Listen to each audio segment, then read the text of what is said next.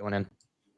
Yes, everybody, welcome back to the Irish Hotspur. Thank you, Spurs fans, for joining us on this match day. In my opinion, the biggest game of the season, this League Cup. And Thomas Frank has gone for a lot of changes. And that's pretty much the main talking point that we can get into here, everybody. It's just that there's a lot of people that didn't want us to go with our strongest lineup. They wanted us to rotate for this match because there's, in their opinion, more important matches ahead with the likes of Chelsea, Copenhagen, and other games after that. And then there are others, including myself, that felt like, you know what, you want to go deep into these League Cups. You want to sort of go out with the strongest lineup that you possibly can. So there's a big split in the fan base over that. Not saying one is right over the other, but Thomas Frank has gone with a weakened lineup or has gone with a lot of rotation, even leaving out certain players out of the lineup entirely. No Vicario, no Odebear. I'm not sure of any injuries in those departments. Maybe Odebear has a knock, but there's a lot of guys missing from the bench, including, of course, the starting lineup. But we'll take a quick look at it. We'll let you guys know what we think of the starting lineup, what we think of the decision. But like I said, lots of different opinions on this one. Not going to say whether one's right or right or whether one's right or wrong. But we have Kinski in goals. You would imagine it's going to be Palhinha and Danzo at center back. Dave has alluded to the possibility of there being a back three, but we have Pedro Porro as well as Jed Spence at the fullback positions. Pedro Porro is captaining the side today, by the way, because Van de Ven is not included in the lineup, but he is on the bench if need be. In midfield, you would expect it to be Bentancur, likes of Bergval, and then Pop Matasar. We do like to see Pop Matasar, of course, back into the team. He is a must. And then up front, this is where I think it's especially weakened. We have Xavi Simons, you would imagine playing on the left with Richarlison and Johnson, both at striker and on the right side. I mean, Dave, that's the big talking point, is just such a big split over the lineup that Thomas Frank has gone for. Plenty of people have gotten what they asked for. I mean, also Kinski, right, being rotated into the game. I didn't even expect. So huge lineup changes from both teams, both Newcastle and Spurs tonight. Look, Newcastle have also made 8 changes as well, so that sort of evens out a little. However, I just don't want to be sitting here after 90 minutes and saying, oh, well, that was a missed opportunity. I think Yeah. Thomas Frank got it wrong from the start. Look, I must start by saying, Jack, I can understand how logically he has got to where he's got to making the changes tonight. Probably scarred off last season, a lot of injuries. You've got Chelsea coming up, which is a huge derby game for the Tottenham Hotspur fan base, and he probably wants to protect his best players for that. So I can fully understand logically how he's come to that decision, but I don't agree with it. For me, I just think with Newcastle, the crowd is going to be energetic. The team are going to feed off it. The first 30 minutes is going to be a dogfight. Usually is up there. And I just feel like you need your experienced heads in there. Like there was a Yeah. report not so long ago suggesting that Kinski's they're concerned about Kinski's regression behind the scenes. So I question how's he going to handle the atmosphere tonight. He's let us down in big cup games under similar sort of circumstances and pressure. The youthfulness of it. I struggle to see how they're going to handle the first 15, 20 minutes. And then largely, in these games, from experience, being here under different managers, you always need one reliable outball up front that can hold up the ball. I look at the three options selected. I struggle to see how any of them are going to be able to hold up a high ball that comes to them and stuff, to be able to win free kicks, get us up the pitch, relieve a bit of pressure, which then for me, I think this is going to be a very sort of defensive, dogmatic game. And I just hope that this team can survive the first 30 minutes. I think that's absolutely crucial. If we can survive that, there's every chance we can go and win this game. And at the end of the day, I think we should be optimistic in that, because we do have one of the best away forms in the league. They've also made a lot of changes and stuff like that. And some of these young players, they have stepped up away from home at times in some big games and stuff like that. So there's every optimism for this team to be able to go and do the job tonight. But I think Thomas Frank has taken a huge risk, because if we go out tonight, it puts even more pressure on that Chelsea game, because he's made the Yeah. rotational changes to keep his best players available for that game. So if we don't win that game, all of a sudden then you're looking at it, you've bottled both games, and he's got it absolutely wrong. So I think it's a big call by Thomas Frank tonight, but at the end of the day, he's a Premier League manager. You live and die by your choices, right? Personally, I think he's got it wrong, but like I said, I can fully understand how logically he's gotten where he's got to today and made them changes.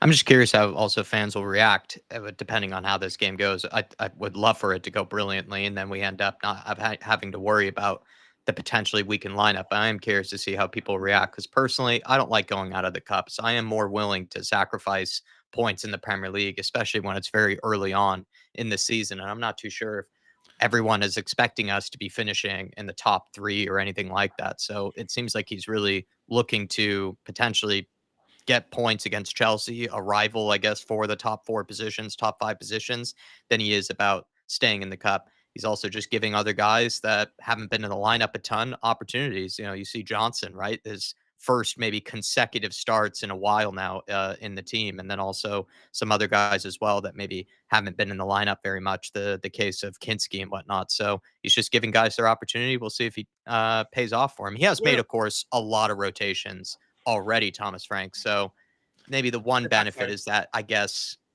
the one benefit is that it's not like anybody in this lineup is going in completely cold, maybe other than Kinski for the most part. But I don't know. We'll just see if it pays off for him. We'll see. I think the problem I have is when he has made changes like this, it's backfired. We've dropped points. Yeah. Yeah. And where I question it is, okay, if he was going to rotate earlier on the season, which I'll argue you don't need to, that's when you should be putting out your 11 week in, week out to build the cohesion and stuff like that, then surely it would have been anticipation that you're going to need your best players for this run of fixtures and you put them out.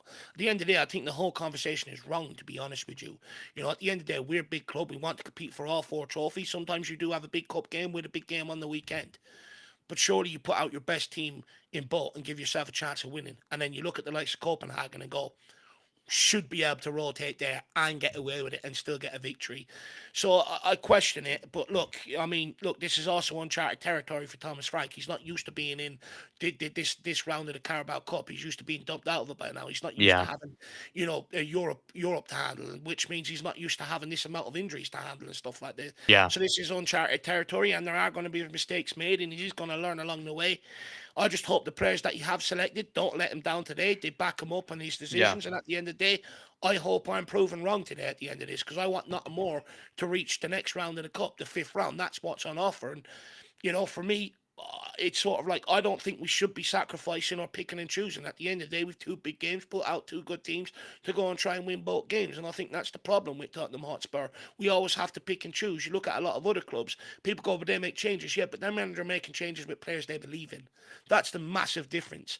Yeah. For me, if you've rotated players earlier on in the season, then and we're only like 15 games into the season, by the way. I don't understand why we need to make all these changes. It's not like they're tired right now and stuff like that. So, look, it's a gamble.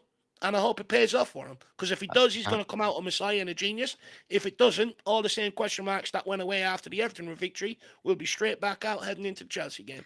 Yeah, but also I would also look at the players that he has picked. That's their opportunity to prove themselves, and if they don't tonight, then I think we can say, well, they got their chance. Why should we expect them to Mm. be included in the lineup? Anytime soon after that. Definitely is a bit of both. I think today. The Spurs good thing is, diehards. Yeah, sorry, yeah, just quickly, the good thing is my boy Papa Matasar is back in here yeah, today. Hopefully he comes in with an absolute point to prove and puts on an absolute masterclass, because yeah. Need him let's too. not forget, Man United and Man City back to back in the cup last year. He stepped up in both games. He scored Big game goals, I player. think, in both games. He's a big game player. So I'm absolutely buzzing that he's back in the side tonight. I feel like there is an opportunity for us to go and score goals, because when he plays, he just causes an absolute nuisance. He finds himself in great pockets of space, good positions in the box, not afraid to take risks outside the box, not so he can go and get stuck in and turn the ball over and stuff. So, I think it's huge that he's back in here tonight. He looked upset with his celebration, in my opinion, last week, that maybe the lack of celebration is hinting, well, this is just what I do. I should be in the team. As the manager said, there's no reason why I'm out of the team, so I don't understand it. So I think, he's been given the opportunity tonight, and I hope the kid takes it again tonight, Jack, because it's a huge game for him. He's been left out of the team. There's been a huge clamour of fans behind my opinion that he should be in the team, and but at the end of the day, it's a game for him to justify it again today, and I hope he does. I hope he proves his point. Yeah, I think Pat Matasar is definitely in need of a masterclass performance tonight, for our chances here. Both teams have made a ton of changes, but I think the goals could come from someone like a Pop Matasar. I'm not sure if I have too much confidence in the forward line today, so I'm going to need my star boy to pull off a goal or an assist tonight for sure. And we know he plays very well in these big games. Spurs diehards, good to see you, Adrian. I think you got your wish with a lot of the rotation in the lineup. I know he wanted some players to be rested. Yeah. Limpy down under saying, let's hope Bergbaum Ritchie show their level tonight. We need them. Let's hope BJ Yeah. gets his one chance. Yeah. I think we need one of Brennan Johnson or Richarlison to really just play a lot better tonight. Johnson, I don't think I think a lot of people overpraised him for his Everton performance.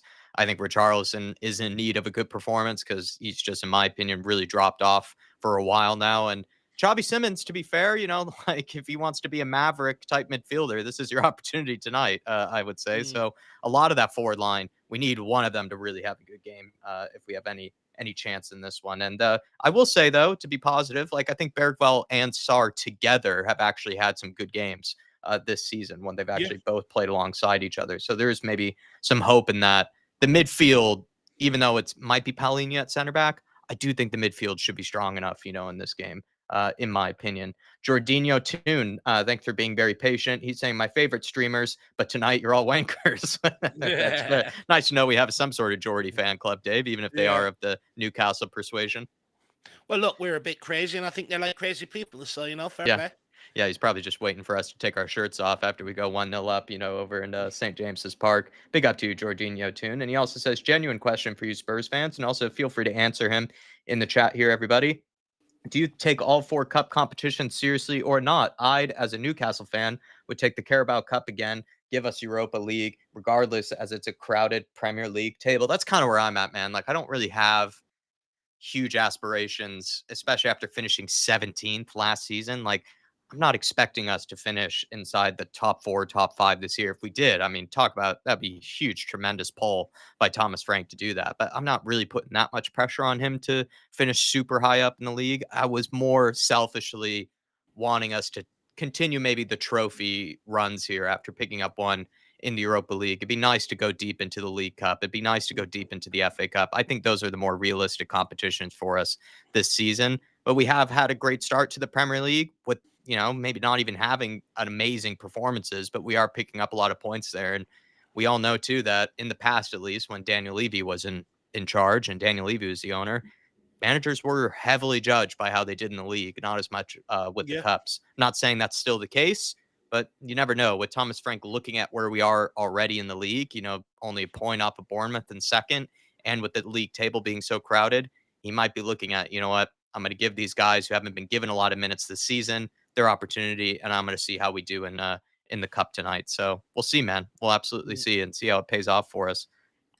We're only about 5 minutes away from kickoff here, everybody. So do get ready. Do get strapped in. Mark is in the house. Good to see you, Mark. He's saying, pick up Dave and Jack. And of course, the chat. Game time, baby. Come on, you let's Spurs. go, And Mark. cheers. Cracking open a cider. Nice choice there, Marky. Wow. King Hoddle saying, so let me get this right. Every single Premier League team is rotating tonight, and Newcastle have made 8 changes to our 4. What's the whining about then? I think it's just us wanting to go with our best possible lineup in a competition that we see as realistic for us to win this season, King Huddle. I think other teams are welcome to look at it differently. Maybe they have a point to do that, but it's just Dave and I's feeling that we would like to go deep and give our best chances of going deep in a competition that we feel like is realistic for us this season. Look, I I don't think understand that's what. that crazy to say. No, look, I understand what King Hoddle is saying, right? And I think it's a fair point, right? Most other Premier League teams have rotated. Like you look at Newcastle, they've made 8 rotational changes. But the thing is, we've proven in years gone by we can't rotate and get away with it, and that's where my problem comes in. And I don't, and at that point, I think we could rest players against Copenhagen. We can rotate then for these 2 games, the cup game and the Chelsea game. They're absolutely huge games for Tottenham fans. And I'm just going off. I know fans are going to have a meltdown if these games don't go right. And I've been one that's been calling for karma heads to prevail. But Arsenal have shown that they can make rotational changes, get away with it. So have Chelsea, so have Liverpool. And still being able to maintain success. We haven't, and that's where my problem comes in. I'm just Arsenal. scarred from it from years gone by. That's all, King Hoddle. Look, if he gets away with it today and we win, yeah, by all means, I'll be like next game. I'll be like, okay, I'm not as scared and stuff. But the reality is, he made changes against Bodo Glimt. Look what happened. We Yeah. don't have the squad to get away with it. It's funny that you call them gimped, not glimped. Arsenal actually very lucky not to be 2-0 down already to Brighton. Both teams though have made a lot of changes, and we're just watching that game in the background before we get started with this one. Danny Darko's in the house. Dark Nate is in here as well. Simon Coley, really appreciate your guys' support. C4, hopefully everything's all right with you. C4, he's saying where's Odebear? Not even included. Maybe he had a knock or some type of injury that they're Mm, trying to be careful with, and this is where I do have some sympathy with Frank. He's had more injuries to the start of this campaign than even Postecoglou Mm. did. So I do wonder, like, and then he has the benefit of hindsight, knowing how bad the injuries were in previous seasons. Like, he's probably Mm. just, in a way, just having a bit of PTSD of like, you know what, I'm gonna try my best to sort of avoid having too many injuries at once. So maybe he is just thinking he has to rotate to just make sure he can keep Yeah. his best And players fit and available. And that's just where I do have a bit of sympathy for him in that regard. I'm not saying I'm right or anyone's wrong. It's yeah. just I wanted a strong And, lineup, but maybe he's seeing it as an opportunity to keep his best players fit and available, knowing it is a very long campaign. and and this is what I want to say to King Hoddle and DB in that. Like, look, you can call it bitching and whining. You just don't want to hear someone with a difference of opinion. That's all that is. The Yeah. reality is, engage with us. Tell us why you think it's the correct thing to do and stuff like that, rather than just throwing in Yeah, words we're like not that. red But the faced and reality screaming is, about it. yeah, I'm not ranting and screaming about it, but the reality is, I've also sat here and said, which you haven't acknowledged, I said I can understand how Frank logically has made this decision. I understand the thought process behind it. And I'm not knocking a guy for it. I just don't agree with it. And I'm just stating why I don't agree with it at the Yeah, end of it. But well I've said. always said I fully understand why Frank has done it and how he's got to that thought process. But you don't want to acknowledge that. Yeah, that's exact. I think we've said that a million times during the pre-match buildup and during this watch along. That listen, we might feel one way about it, but we, can understand where he's coming from. We have a lot of sympathy for the situation Frank is in. Like, he doesn't have every single player fit and available. He has one of the longest injury lists in the Premier League right now, and Mm, it's a difficult situation to be in. And maybe, like some people have said, which I can understand, you got to keep maybe certain players competitive, keep certain players happy, and give them their opportunity, I guess, and this is their chance, the likes of Kinski, the likes of Johnson, some of these guys have been mm, on the periphery here, give them their chance and see if they can yeah. show something to Thomas Frank. So I just, yeah, I agree with you, Dave. I don't think we've been red faced and as screaming as sometimes in No. other streams. Like, we're just sort of Like, giving our opinion on it, and we have a lot of sympathy for the situation that Thomas yeah. Frank is in. Yeah. Yeah, of course. Like, at the end of the day, it's not his fault. The players he sometimes, that he's selecting from ain't good enough, right? They're poor decisions from managers and recruitment teams and that gone by, and he just has to sort of deal with the situation. I fully emphasise with it. It's just I feel like the Carabao Cup is our best chance of silverware this year. I'm not of the opinion that we're just a mediocre team and that we should sit there and just hope for mid-table security and stability and all that bollocks. At the end of the day, we're off the back of Europa League. Most clubs use that as a means to kick on and sort of build a winning culture. And Thomas Frank has also spoke about wanting to bring silverware to Tottenham Hotspur and stuff like that.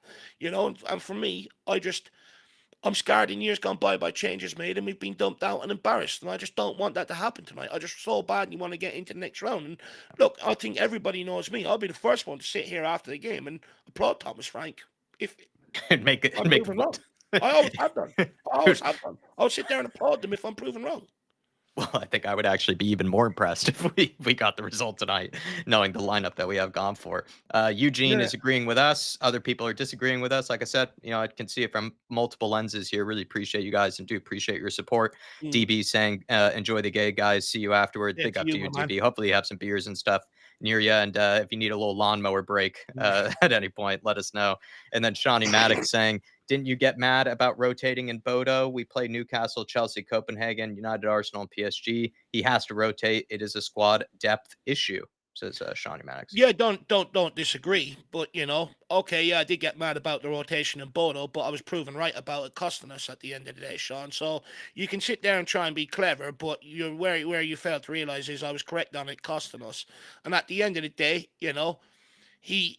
I didn't think he needed to rotate against Bodo. It was a couple of games into the season. I thought it was a huge mistake, and on the night it turned out like that. We saved face by getting a 2-2 draw that people told me to praise the resilience, even though we beat them out there 2-0 the year before and stuff like that. Absolutely madness. And I get, but to your point, Sean, he needs to rotate because the amount of games coming up. And So the if amount of you've got injuries. big games, Yeah. so if you've got big games, you play your best team in the big games. The whole concept is about winning. What do you not understand, Sean? That's what I question to you. When Thomas Frank was hired, you're sitting there telling me it's about stability. You don't even know the first thing about winning. I want to win games of fucking football, and big games you put your best team out to give yourself the best chance of winning. It's really not a difficult concept to understand. We're about to get kicked off here, though, everybody. Yellow kit as well in the third kit tonight. Looks I good, the think yellow kit. someone said I'll that's another say this. curse to break. Someone said the third kit curse is also the case tonight. So he has Yeah. multiple curses to break tonight, Thomas Well, Frank. last year's one, you couldn't see each other. It was skin tight. You know what I mean? It was just such a silly colour. You couldn't see each other. This one, you can't miss each other. Right. Right there is also a massive difference. Kudos holds that up. Yeah, Throw in here, though. Let's go. Sean, to your point, you're saying we can't play the same team every game. When have we played the same team every game? You can play these silly games with me, but you're coming from an illogical thing. You're putting out, again, another witty comment. There's no substance to it. We haven't played the same team every game. So why can't we play the same team for 2 games on the trot then? Makes no point, your sense. Absolutely zero. Come back to me when you found common sense. Ridiculous comments. I'm not dealing with that all day today.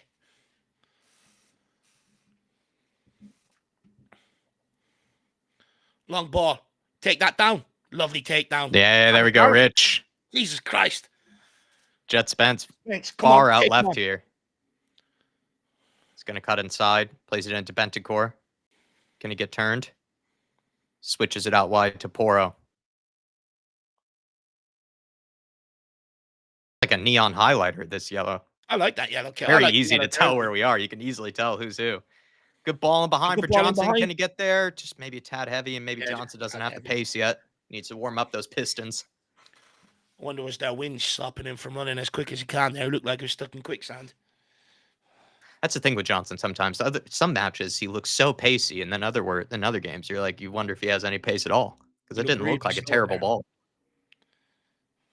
And again, we know in Newcastle, it's a very strong, cold east wind up north. You never know. Danzo, good clearance, but it goes straight to Voltamata. Good foul, though, by Montessar. Nah, that's not a foul. It's a great challenge. Shoulder to shoulder. I like that, though, from Sar. I like that. Game's gone. People don't even want to win anymore. They want to rotate.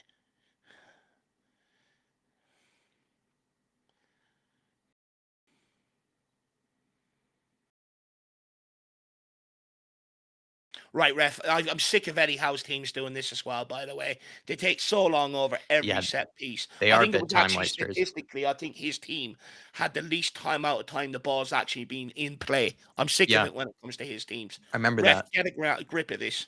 That was one of our home losses. I remember that, actually. It was some of the most time wasted in a Premier League match. Good point. Out wide to Alonga. They got a ton of guys in the box. Jed Spence, good block. Out for a throw-in? Yep, out for a throw-in. Well done, Jed. Tough assignment with Alonga tonight. He's got the pace to burn, that kid. Yeah, massive pace to burn. It's a huge threat. That I like the blue on that yellow kit as well. It's lovely, actually. Complements it really well. Good challenge from Pedro Poro. What a monster, Pedro. Get it cleared. Just get it cleared. Well done. Well done. Get out there, Rich. Now can the midfielders get on? That's it. Good pressing. Good pressing, Richie. And again, Richie. See a little bit of emphasis from Richie tonight. Good play, Spence. Was that Spence? That's more pressing I've seen Richie do in the last 3-4 matches. Well done, kid. They've centered it to, I think, is it Tia that's playing in the back? Yeah. Poro. Out for a throw-in, right? No, not a free kick? Or is it a free kick? I think it's is it a throw-in? Oh, yeah, it's a free kick. Shocking. He's getting close to him, to be fair. Putting in a challenge this game compared to Everton. Big up, Lisa. Good to see you as well. Ed Sweeting saying Pedro must have insane fitness and recovery. He's never rested. No, I think he's probably one of the best in the team when it comes to that. I think if you saw Holland, he put out this really cool YouTube video about all of the rest and recovery that he does. I think Pedro Poro is probably in a similar bracket. Back post. Tia's wide open. Oh, my Lord. Dangerous there. Bergvall, top of the box. Oh, geez. What a block by Paulinho. That was dangerous. This is the early pressure I was talking about. I got to get rid of it, Bergs. That'll do. Jeez, that was bouncing in front of Kinski. He might have made a save there. It was hard to tell. There's so many bodies in the box. Did you tell what happened in there, Dave? It looked like Kinski might have made a save. I wasn't really paying attention there, right, on that one, to be honest with you. I just seen Bergvall trying to clear it. Well, we got away with one there. Voltamada. And that's Gordon. Oh, good turnover Great again. Palhinha. Ben Look at Richie. Johnson, bit of space. Oh, he just doesn't have the ability to play that, does he? See, he goes backwards again from such a promising breakaway where you've space. He turns backwards. It's a huge piss off of mine. And he also And people go, where do you want him to go? Put it over the top for fucking Richie. That's where I want it. He doesn't have the pace to beat Dan Burn. Can't even burn Dan Burn. Kinski gets it cleared. Strikes the ball well, Kinski. Done well, though, Johnson. Come on. Xavi Simons, not a great touch. Can It'll Johnson do, get though. to it here? That'll do. Bentancur, good touch. Oh, someone get it Xavi, down. jeez, man, get out of control. Christ. Not great touches from Johnson, actually, to be fair. Sort of rescued it for us. Good ball from Pedro. You got time, Xavi. Xavi, get the header. Oh, my Lord, man. Dear Lord Jesus Christ. Holy shit. That didn't go out. That didn't go out. Xavi Simons just... Yeah, I mean, it was a what save. is that? That's not even unlucky. That's just pathetic from Xavi there. Well, it's a bit of kind of what we've seen, right? Where he just, he's just had a bit of just sloppiness about his game.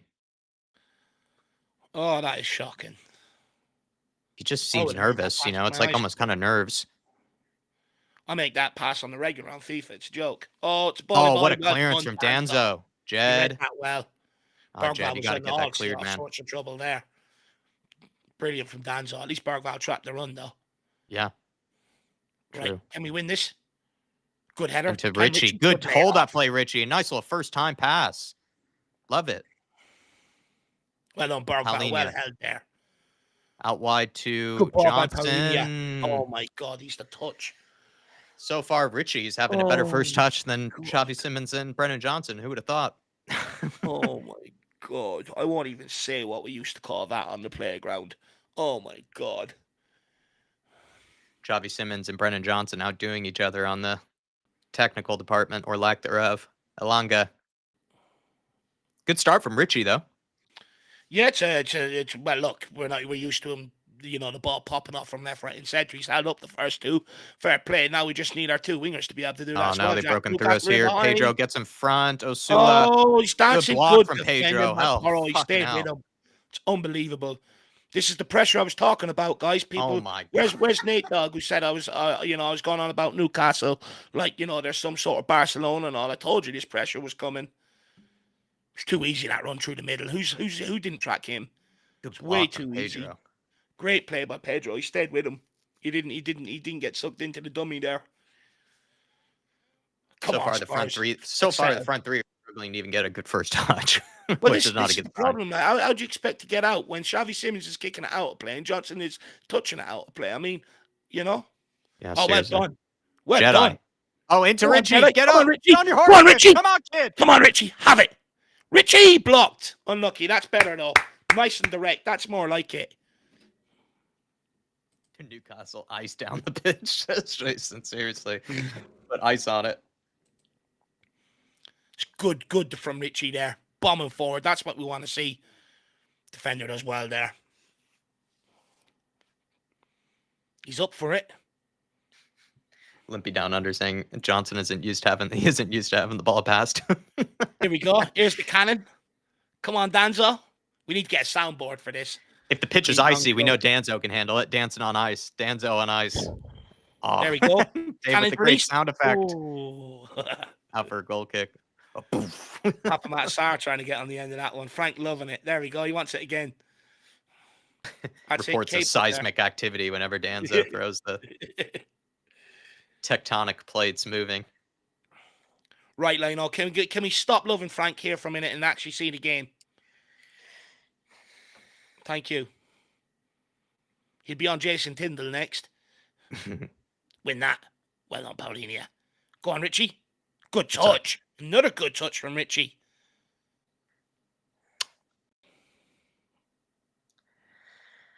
Oh, it's going to be a long watch with Johnson and Xavi Simons tonight. Just go down the left. Just go down the left for a few, please.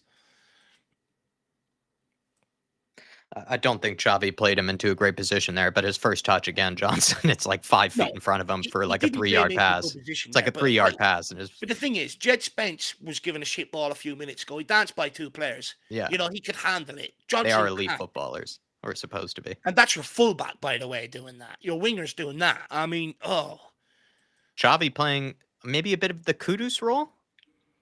At least at the minute, he's playing almost centrally out of possession. yeah, well, it does look like, out of possession, we're doing the 4 at the back, but in possession, we'll go to the 3 at the back.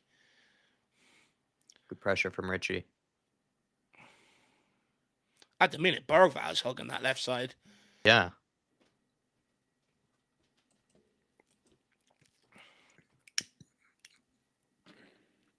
Into Voltamata. He's dropped very deep here. Pressure. Well read there. Who was that? Bentancur. Voltamata playing the Harry Kane role at the minute. I'm telling you, lad, he's a good passer. I've watched him a couple of times this year. He can play, Definition of good touch for a big man.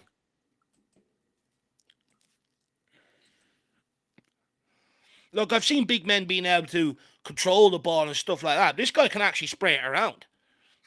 Michael W., I'm not a fan of this big bird-colored kid. I actually really like the yellow. Yeah, Dave likes it. Voltamata gets turned and he plays Barnes. Space. Oh. See, that's the hold-up play. Voltamata. Near post as well. He took 4 players out. Where's the fullback?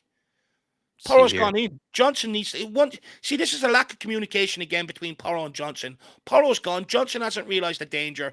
But I'm not being funny. It's not all on Johnson. Porro has to scream at Johnson as well. If he's not recognising it, this is the same shit we seen last year with these two down this side. And we highlighted when we used to do the breakdowns on Big Up and stuff like that. We'd always pull. Porro would always go in, but leaves a man at the back post, and you see Johnson standing in no man's land. There needs to be communication there on who's picking up who in situations like that. Harvey Barnes is obviously their best winger, too, in the team right now. Well Bentancur, nice lovely feet, Bentancur. Bergval, get rid of it. He leaves behind him. Richie, well done. Gets out of it, though. Bergval, not play him. Oh, not behind him. That'll do, though. Is that going to show up on Bergval's pass map, passing backwards there? Porro with the good switch. That's just a bit ambitious there. Not enough accuracy on that one. Bentancur played it forwards. Bergval played it backwards. Just going to bring up the narrative. I thought that was Jed Spence the way he was moving on the ball there for a minute. It was Bentancur. Do you know what? At least our line of engagement is a little bit higher as well tonight. Yeah. Against Monaco. Yeah. Good point. We just need to get the ball up the other end and just win corner kicks. And like you said, though, the big worry, though, is the Johnson-Porro combination. It's never been good ever. Defensively, it's going to cost you. Here it is again being ripped apart way too easy. Johnson trailing behind his man again. I mean, it's Dan Burn this time. It's only him that should be picking him up. And he gets the cross in. Fuck's sake, Johnson. Can you wake up defensively, please, kid? That's twice now down that side. They've nearly scored. And all that was just one big long ball to Dan Burn. I'm sorry, he's not the most quickest. How is Johnson? Yeah, he's not going to cut inside on you. You know what he's going to do. He's just going to whip it in. Alanga, one-on-one with Jed. Well done, Jed. Great defending from Jed. It's a totally different story on the left-hand side.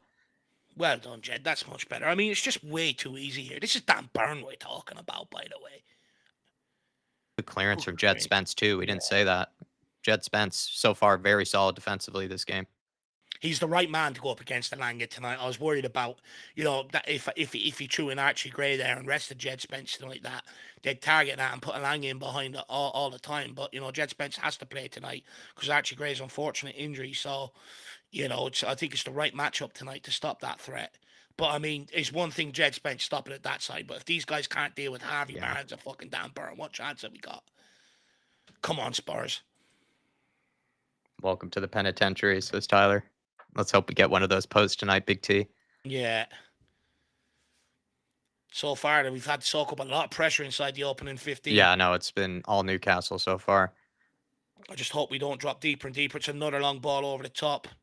It's too ambitious this time. Come out, Kinski! Get that back. Yeah, perfect.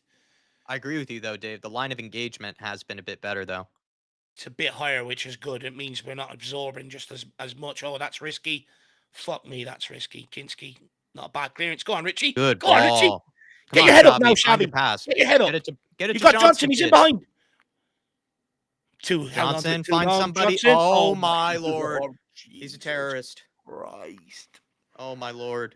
Oh my God, I'm not being funny, but I've had my niece out training in the back garden over in her Oh my house, and she God. kicked the ball better than that. How can anyone be a Johnson fanboy? I really don't get But it. what chance have you got of scoring if that's what we're doing? Like, it's brilliant from a Charleston. Xavi Simons, okay, maybe could have played it earlier, still gets it off. It's a simple ball Get across. 4 players in the box.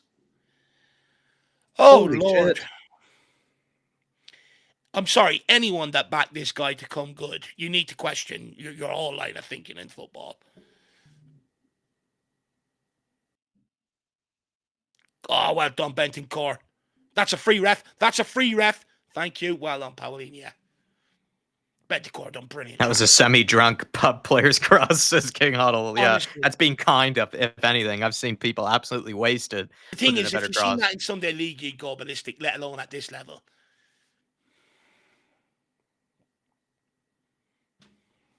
I think Dave was even being kind by saying it got played to him late because he still had tons of players in the box to pick. Like, Oh, yeah, no. He still had tons of Dave players was being after. kinder than me. Yeah. Pedro C. Bentancur. He does want to play it just to receive it backwards. Oh, lovely. Good turn. Gets Gets dispossessed. dispossessed, though. Poked away from him. Shut it down. Get there, Paulinia.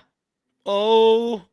Good block, well done, Paulinia. Paulinia is stuck with Very that good and he's block. fucking loving it. That's brilliant from Paulinia. I mean, this is what I've always said. Good players can play in a different position and be competent. I mean, he's not a centre back. He's tracked that, stuck with it, and blocked it from coming in. That's fucking unbelievable from Zhao. Daniel Larson, this is what we have to deal with for F's sake. That's what I'm saying, Daniel. It's not for the strong. Or it's not for the weak. Just 4 honestly. players in the box, and I don't even. It was so bad. I couldn't even tell if it was a shot or a cross. It was that bad. Yeah, that's the thing. You can't even try and figure out what he's trying to do there. But this is dangerous. They got Voltamata and Dan Burn, 2 NBA players here. Cleared away. Good clearance. Well good done. That's a touch free from good out. Xavi. Oh, that'll do. I'd argue you probably should have went down there. He would have got a free kick. Yeah, I agree. Or maybe just cleared it. Still, though, you done enough. Yeah, no, he got in the way. And it was And the great clearance from whoever that was. It looked like Danzo, maybe? Alanga's in a lot of space. Get out there, Jed.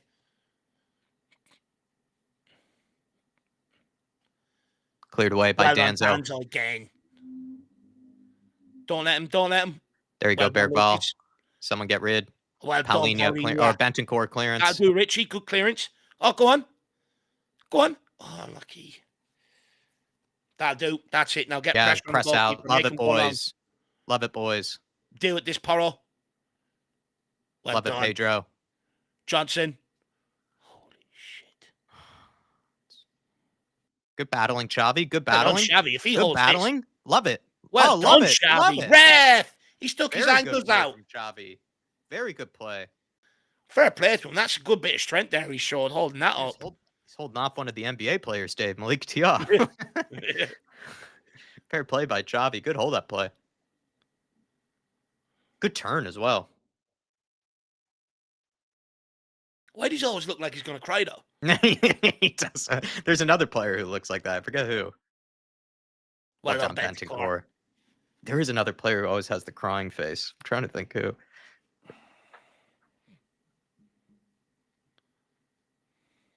That's very funny you said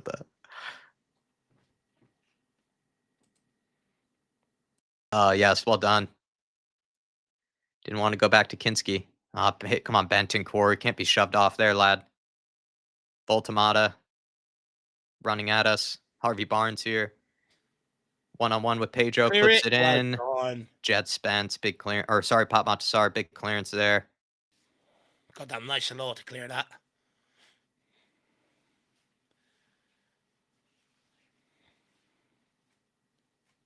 Just need to take advantage of our next breakaway. Oh. Potentially here. Not Richie, that's out for a goal kick. All right, I might get another water. Yeah, I get a couple, Jack, and put a couple in the fridge. It's been a long 20 minutes. But yeah, it's going to be a dogfight. If we can survive the first 30, we have a chance of winning the game. Yep, it's going to be a dogfight.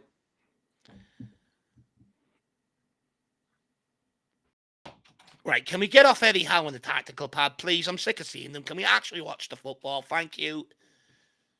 Kinski now at the goal kick. Goes long towards Jed Spence. Wins the throw-in. That'll do. Right. Let's calm it down now. Couple of passes.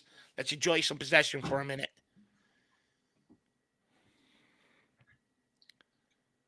Spence throws it back to Danzo. Goes all the way back to Kinski. Kinski, risky ball there. Well held though by Xavi Simons. Touch Paulinho. Oh, lovely touch by Johnson. Down the corner. Bergvall picks it up. Go forward. Turn forward. How many touches does he need? He's turned backwards there for no reason. Porro. Sarr. Oh, risky ball into Bentancur, but if he there's can handle anyone it. to give it to, it's him, yeah. Kinski. The one guy you can trust in that position. They're just going to press us all night long. Hold Win that, that. Richie. There you go, Johnson. Johnson. Find Richie. Take him on. Take him on. Take him on, Johnson. Burn him. He had that step. He had that step. Sorry, he's still got room to shimmy and get a ball, and he does. All right. Richie's done very well tonight battling in the air. Seen a lot more endeavor from Richie. Ian Cook saying, member for 44 months as an elite member. Big up, Ian. Saying, good evening, lads. Hope you're both well. Going to be a hard and very nervous game to watch. Come on, you Spurs, Harris Army, and Black Cap Army. Yes, it is, Ian. I think Dave and I are clenching our assholes tonight watching this game, but hopefully we come out of it. I've accepted this is going to be every game until we get Milani proper fit, till we get Kulusevski back in the team. It's just going to be a dogfight. And look, I'm here for it. I don't mind a dogfight. I don't shy away from them. So, you know, I'm here for it. We'll be burning calories. I like, you know, crunching tackles and that in football. You know, I would like to see us a bit better in possession. Yeah, that's the hard part, is just sometimes watching us in possession. Well done, Xavi. Offsides. Don't know why we're offsides, but we really need to try and relieve a bit of this pressure and hold on to the ball for a couple of minutes.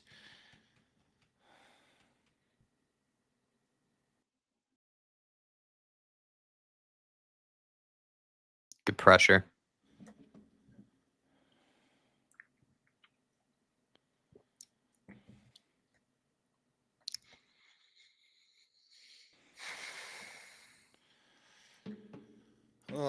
Hennessy as well, member for 35 months, fan show member, evening Spurs family. Hope you're well. Big up to you, Hennessy, my man. Big up, We're sir. all good, Hennessy. Cup game. What's there not to be happy about, my man, or excited about at least? Good to see you, Hennessy. We are showing the fight out of possession. Yeah, we're trying to engage the ball, which I'm happy about. It's just, not pretty to watch in possession. Ooh, Dan Kinski, give him a shout there. Give him a shout. Yeah, I think Danzo was saying he couldn't take the risk there. Or he didn't hear Kinski, maybe. I don't think he was giving a shout. People have said, that Vicario is a big talker. I wonder if Kinski could learn from that. Jed Spence locking up the penitentiary boots. Needs to make sure they're tighter so he can go faster. The tighter they are, the faster he runs. His sister does some brilliant content, by the way, online.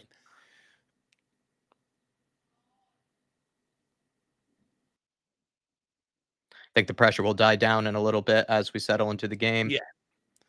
I just knew the first 30 minutes were going to be like this. It's so vital to be able to withstand it.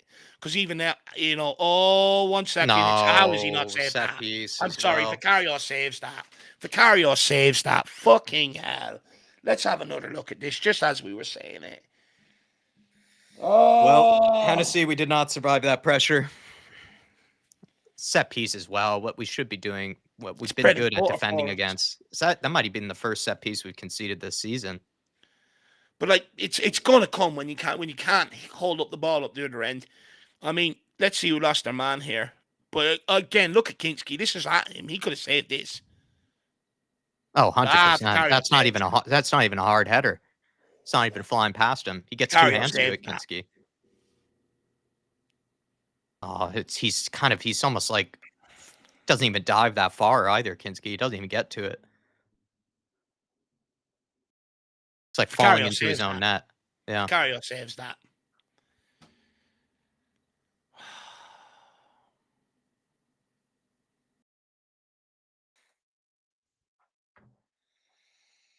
Vicario just saves that. That's shocking. Well, he sort of dives like he tripped a little bit as he dove too, Kinski, because he only dove like 1 or 2 feet. We getting a VAR check here? Someone pushed Danzo, maybe stopping him from clearing it. Or Richarlison giving a yellow card? Richarlison, don't start that shit. Yeah, what are you getting a yellow card for, man?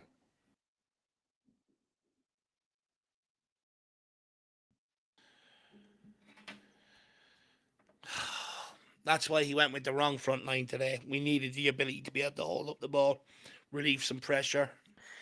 I mean, I would have gone with Colomwani, but to be fair, I can't knock Richarlison. He's actually played well. Yeah, but you also need your wingers to be able to do it as well. No, totally.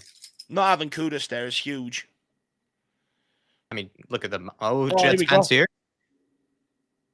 Just lay it off. Let him get it in the box. Not difficult.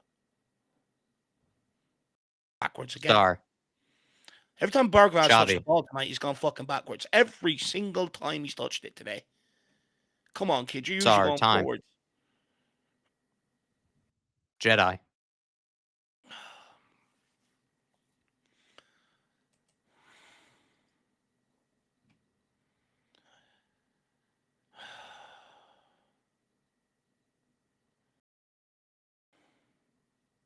Well, you just think with the opportunities that Johnson's had going forward, you think if that were Kudus with that bit of space.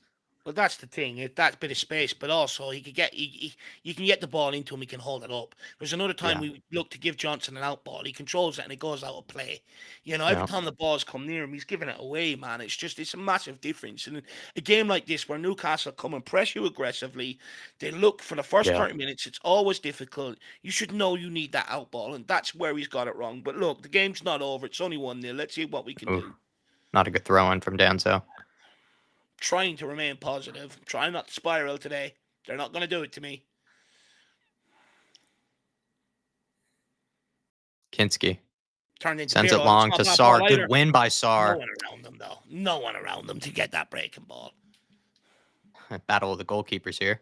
And it's just gone long straight back at us. Can Jed Spence or Paulini get there?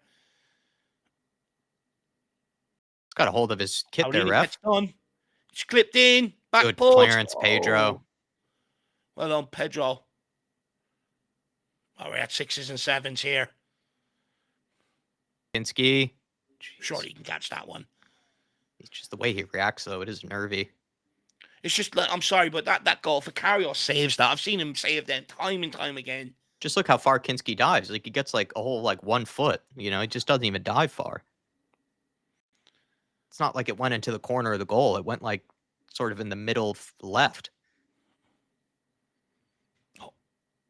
That's a foul. Well done, Rich. It's going to be a long, long evening. Yeah, he's saying the goal looks soft, says King Hoddle. I agree. Good touch, Pedro. Hold it. Good hold up play. That's unbelievable from Richarlison. No, I think he's been fine tonight.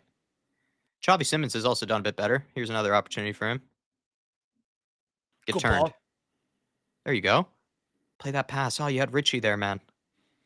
You don't have the ability to be able to hold on for that long. Come on. He had Richie in behind there. I think he should have tried to play him in. All the way back to the goalkeeper. Only we do this time and time again. There we go. Well done, Xavi. There we go, Ben. Go get your head up. Played it too early. Can Bergvall get there, though? Oh, Johnson, man. He reacted there, didn't he, rather than anticipate. Especially when you see him that far. Johnson is jogging. Can we explain Newcastle's tactics for this game for Dan Coyes, Jack? I'd say they're pressing us much higher than we are them. I mean, I don't think they've done anything that exceptional, really, so far, Newcastle. They've just pressed us a lot higher than we are. That's what they always do to us. Yeah. We're struggling to get out here. We are struggling to get out here the opening half an hour. And they are looking to sort of go down our left side or our right side, which is Pedro Porro and Johnson's side. They are looking to get it into Harvey Barnes more than Alanga. But also, we keep putting it out that side. Can we please try and go down the left? For the love of fucking God. Please, I'm sick of watching that guy trying to get hold of an easy ball and he makes it look difficult. He actually makes it look like a fucking circus trick. It's ridiculous.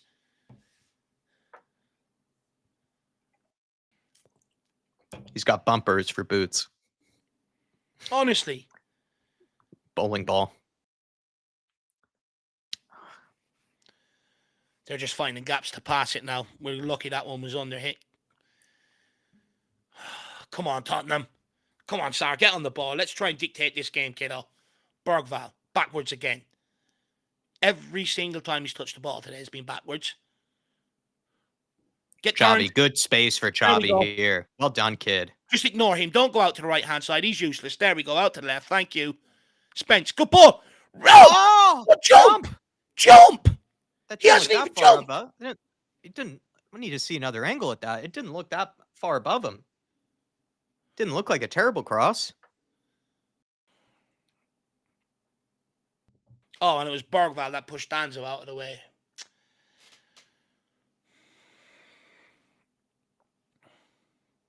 Don't know why Richie's getting involved there. That's silly, getting that yellow.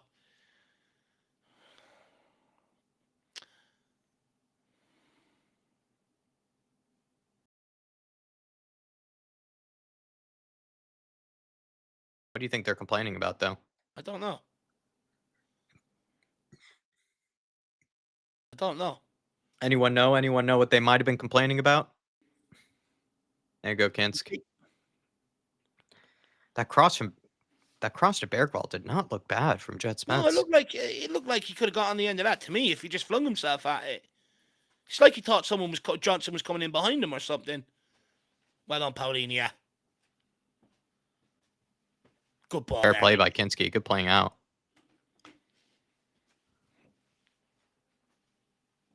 Good ball by Bentancur. Good show by Paulinia. Ball into Bergvall. Good first time. Poro, get the head up. To Johnson. Oh, great ball. Johnson, flick it on. To Bergvall. No, shoot. Oh, my fuck. Oh, my God. We are specialists at kicking fresh air. That was actually a great bit of play. Unbelievable football. That was unbelievable football in general all around. That was a classy didn't even make move. Contact with it. Oh. And he was expecting it for like 10 seconds there. That's not a free line. Oh, that's not a free. That's soft. It's only my lord. Spurs should be level. Spurs should be level. Oh.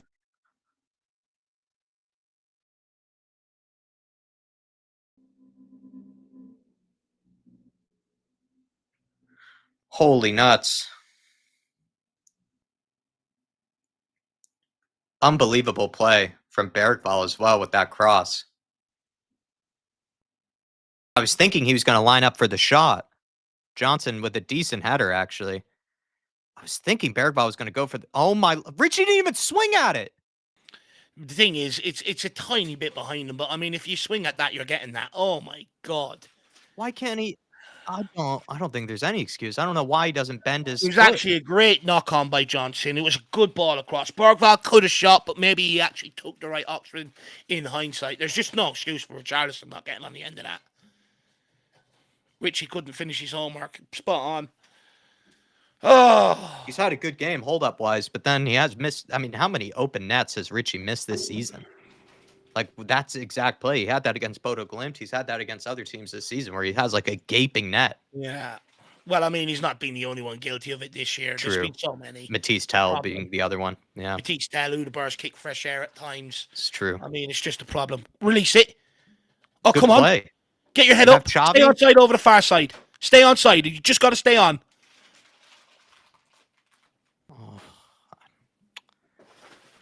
We have to take advantage of one of these breakaways, boys. We've had good breakaways. At least just test the goalkeeper. It's all I'm asking. Just a shot on goal. It's amazing we haven't registered a real shot on goal from these opportunities. That's it, Xavi. Come on, go at him. Do not turn backwards. There we go. Oh, football, Jed, easy when you want to go play. Football. It's easy when you want to go forward. Now give it to him. Shit ball. Does well, though. Rodrigo. Good ball. Good pass. Lay it off. Johnson, shoot. Shoot. Shoot. What are you doing? Shoot. Why is he off Fucking balance? Shoot. Be ready to shoot it. Get ready to hit it with your laces, man. Why is he hitting it like he's backing up? He's like... He's right there for the shot. He's laid it off. This is what you're a specialist at. Put your laces through it. It's not even close to Richarlison. It's not Richarlison's fault. Jason Bell, I don't know exactly why we're trying to walk it in. Oh, man. These have been good opportunities for Spurs. I That's think we soft could. there on Danzo, that one. That's We should have equalized by this stage. You got to get a shot on goal to be able to fucking equalize. It's amazing we haven't. Shoot. It's No, amazing we haven't. no one can shoot. I'm trying to walk it in.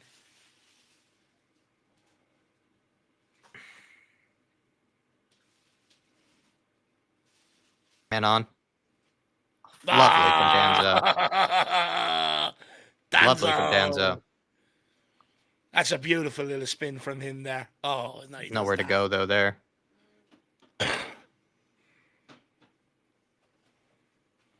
Oh my lord.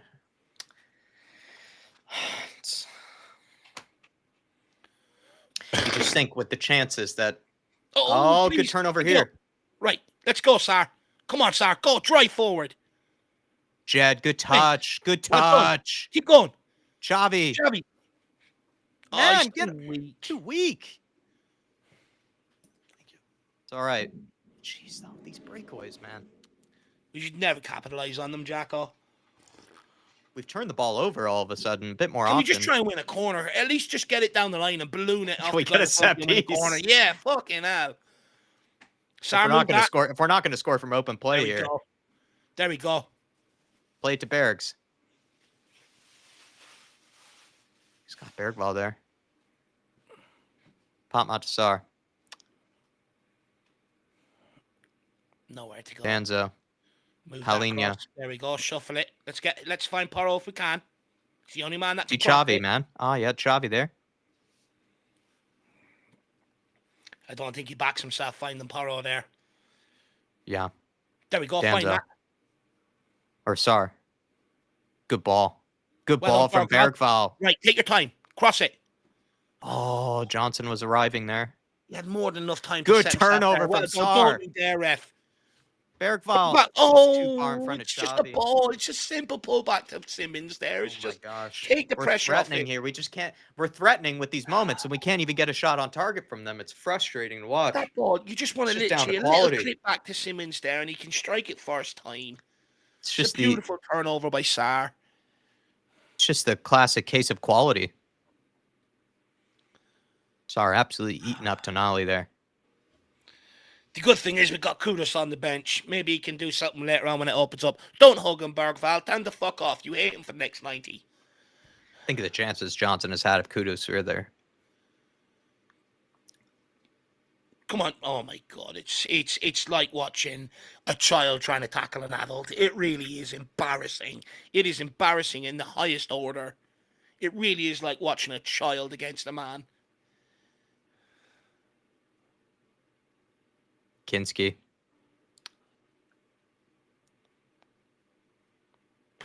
Xavi back to Kinski. Parini had a lot of faith in Xavi there. Seriously. We're getting more joy down this left-hand side, so keep attacking it. Yeah, I agree. There we go, Richie. Good play, Richie. That works. Not ball out to Johnson. Now just lay it off to Porro. Whip it in. Earlier, so you can get across. Oh, no, Dan Burn, the fucking giant. Fuck off. Oh, well Danzo! Danzo! Oh, what about the worldie? Seriously, our centre-backs do absolutely everything in this team. We almost got a Danzo bomber. They do absolutely everything in this team. They score the goals. They shoot on goals. They defend. They do all the midfield passing. They do everything. Danzo gets the first shot on target. That's what I'm saying. They do everything. That's actually hilarious to think about it that way. They literally do everything for us. We've had open nets 6 yards out, and they're the one to get the first shot on target. Johnson's had the chance to pull the trigger. Xavi's had the chance. Bergvall, Richie, none of them have. No, let's leave it to our centre-backs to do. Madness. I mean, if Van de Ven was in the box for some of these Johnson chances, you'd think he'd Van de put it Ven away. would have scored that. Van de Ven could shoot in the end of the box. He would have scored that.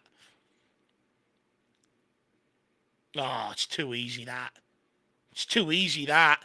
Well done, Palinha, you monster. Reading of the game. He bailed Porro out massively there. Yeah. I mean, it was actually a good 5-10 minutes there from Spurs where we were all over them. But we end up with one measly shot on target from a centre-back. That's the problem. Newcastle end up with a goal. Seriously. You know? Seriously. Good point. I say we're all over them, and then we can only register one shot on target despite that. Clear it. Richie's half clearance. Goal. Well on Bergval. Close him down now. Oh, no. Oh no. Oh, my Lord. He's offside, surely. Maybe one of them was. One of them have to be, surely. Again, I love how they get a shot on target from their one chance, and again, 10 minutes of us petering, and then they just get one opportunity there. Bergval's jogging over there. There's no realizing the danger there whatsoever. Did that come off the bar? Did Kinski say that? Yeah, off the bar. Wow. Hell of a hit. Hell of a hit from Barnes. Well, if he can get that ball behind him, why can't Richarlison do something similar? That's what I'm saying. That's so frustrating. That was 5 yards behind Harvey Barnes. This guy's fucking putting his legs 6 feet behind him like he's a giraffe and making contact. Yeah, he did a full Jackie Chan, Kung Fu Zlatan Ibrahimovic, Barnes there, and he somehow gets it on target. And Richarlison doesn't even attempt. He's actually had a decent game in hold-up player-wise. It's just, oh, please, Tottenham, please, just give me some moment of magic. What a toothless front line full of crap, says Terry Lee. Completely agree. Pedro, switch it out wide to Spence. It's the only place where the joy is coming. We got to attack that side more. There you go. Johnson, first time to Bentancur. Run down the line, you twerp. It's not hard to understand. When he's got the ball there, he wants you to move there, move. There we go. Oh, good idea from Xavi. Oh, poor first touch. Almost had a good interception there, Xavi. No foul.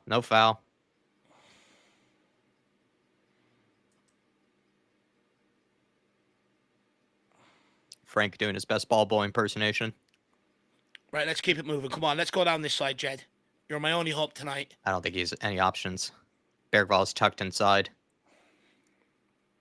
Sar. Danzo's no options either. Johnson, you got to show. You can't keep hiding behind Dan Burn. You can't keep hiding. It's the only logical pass he had on, and the guy is refusing to show for the ball. It's hurting me.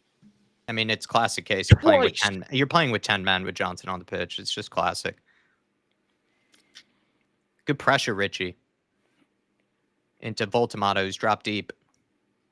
Alanga. Spurs midfield has been wide open after that pass. Voltamata.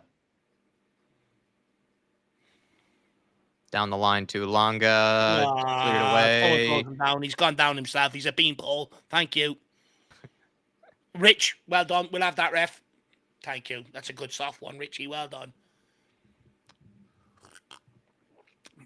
We're so limited down this right-hand side. Porro wanted Johnson to move. He wouldn't. Danzo's clearly running out that way. He's looking to clip it into the winger. Where's your winger? Standing behind the sideline. He's behind the side. How does that even happen? We had the same problem with him 2 years ago. Or last year, was it? With him hiding behind Dan Burn. He's doing the exact same again. Yeah, just had a hell of a game. He's had to do everything down this Sir. Is there even a left winger today, Jack? Oh, my Lord, ref. Good job benching for. What a challenge. Unlucky. Come on, get the pressure on. Don't let them play out here. Come on. There we go. Turn this over. Time Danzo. He's made hard work of that. Paulinho, you monster. You absolute monster, Paulinho. He's an animal. Someone support him. Johnson, will you move for him? Johnson, will you give him an option? He can't do everything. Does it all on its own, Richie! How are you tripping? God. Shoot. How is he tripping? He's just such a clumsy fucker. Oh my Lord. I actually thought he was going to tap that home.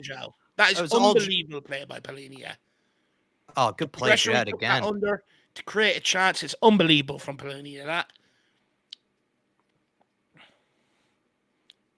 Oh, Xavi. I don't think Sarr wanted that one back. No, yeah. Obviously, he's trying to make a run off him. Johnson. Take him on. Go on. Take him on, kid. There we go. Now get it in. Not bad. Richie! Oh, one of you, please jump. Him and Bergval, not one of them jumped. There's two of them there. Cross from Johnson. It's a great cross. One of you has to jump. It's much better from Brennan Johnson. Gets the touch, runs at him, puts in a good ball, and Bergvall and Richarlison are standing there like they're being weighed down by concrete. Play him over the top. Look at the run. Oh, he stopped it. It's too late. Well, we all know Johnson's never going to make a run in behind. Oh, but Porro had made a run, and they'd seen it way too late. He was coming back at that point. Oh. Richie, it's the battle of incompetency between Richie and Johnson. Do you know what? His hold-up play is good. Move him out left, get Mawani through the middle. Yeah. Bentancur, fair play. Well, that's beautiful. And a beautiful ball into Xavi. Find Richie, man. Oh, free. That's Richie a free rep. It's a yellow. That's a yellow, by the way. Yellow. Thank you. Could have played Richie in, though. Yeah. He's not getting his head up quick enough.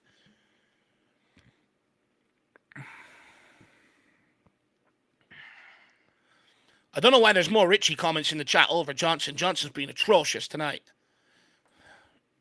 Yeah, I agree with you. Richie's hold-up play has actually been fine. It's just the finishing. He just can't stay on his feet with the ball. Just can't finish. He just can't finish. Right. At first, he couldn't do anything. Now he's worked hard defensively. He's held up the ball and just can't finish. This is our last chance before halftime. Let's see if we can make something of this. In fact, he couldn't even jump for that cross earlier. It's just baffling. Can you maybe slide that out to Johnson there? Bentancur, Danzo wins it to Richie again. Oh, it's right at the keeper. It's right at him. There's no power on it. Header from Danzo. Oh, you've got to do better there. It's such a free header. It's straight down the keeper's throat.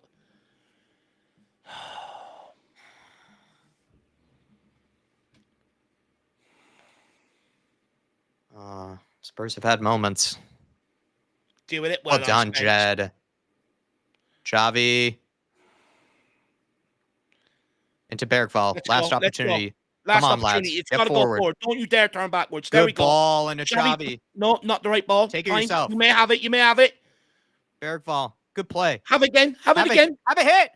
Xavi! Oh! Did it go over? Corner kick. That's a fucking corner kick. Did it go over? Oh, yeah. You got to touch to that. You got to touch to that. You got to touch we'll have that. our corner. He's not giving it. What a sack. I would have taken a set piece at the end there. You had a feeling we'd probably pounce on it. Richarlison, you can't go to the referee again. You're already on a yellow. Get in. Get down the tunnel. Dave, I mean, frustrating goal to concede because we were under pressure there and we conceded from something that we haven't done all season. That's probably the first set piece I think we've conceded from, unless I'm wrong. And Newcastle, they had maybe one of those Harvey Barnes moments. I think one or two of them he probably should have put away. But it feels like on the balance of play, like Spurs did try enough to sort of get a goal back. It felt like we did enough to potentially claw one back. So I feel like it should be 1-1 or something like that at this stage of the game. It's just we're just toothless going forward. Look, it's a huge problem. Look, the goal was preventable. It was. You got Bergvall pushing Danzo out of the way when Bergvall was never going to win that header. I don't know what that's about. But my gripe is with Kinski. I'm sorry, if Vicario's in goal, he saves that. For me, I think that was the wrong choice in goalkeeper tonight. I said, that was a huge concern of mine. In general, though, look, let's be honest. I get the point you're making, but look at the chances Newcastle have fashioned compared to us. Yeah. You know what I mean? Like, they've hit the bar. Harvey Barnes went near post when maybe he probably should have scored. They've had a couple of other promising breakaways, only that João Pelini has sort of put his body on the line and made some last-ditch tackles. When we're going forward, we're struggling to get a shot on goal, and when we do, it's so tame. Like, Danzo registered the first shot on target after, 35 minutes. Tame. But you don't blame him, he's your centre-back. Richarlison registered the header, 6 yards out, it's straight down the goalkeeper's throat. So even when we do create, the efforts off the back of it is so tame.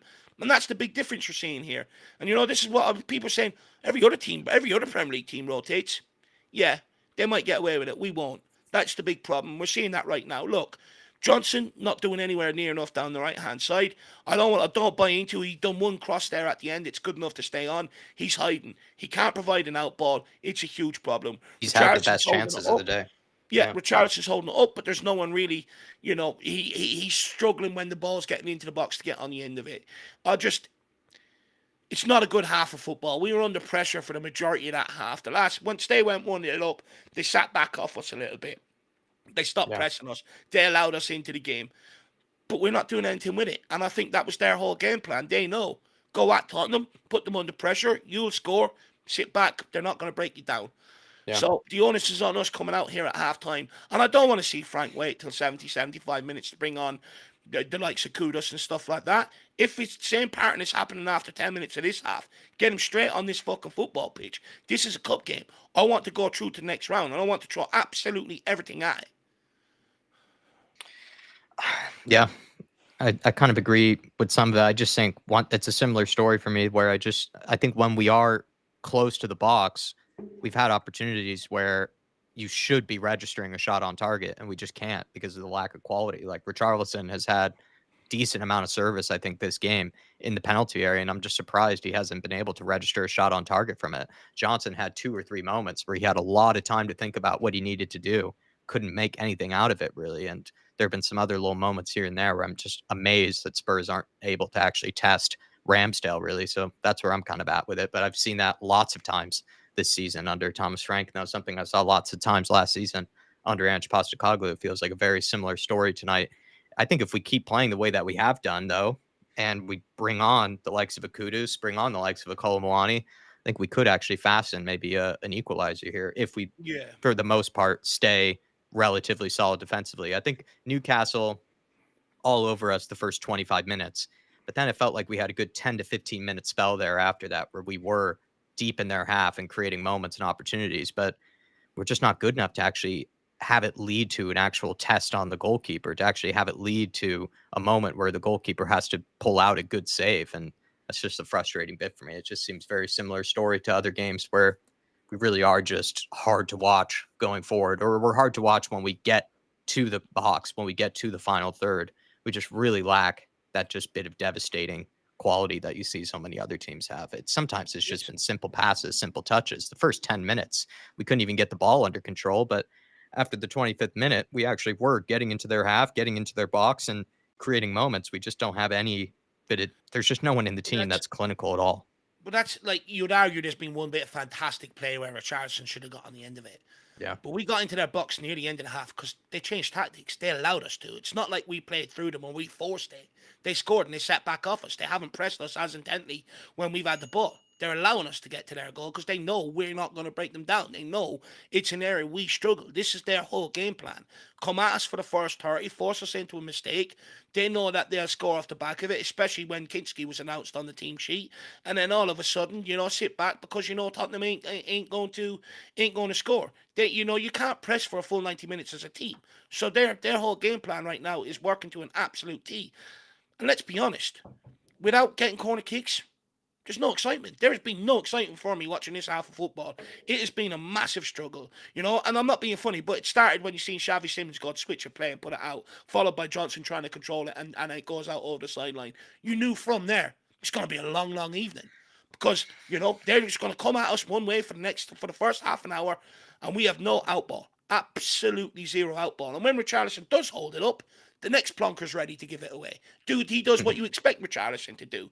It's just a huge problem. It's dull.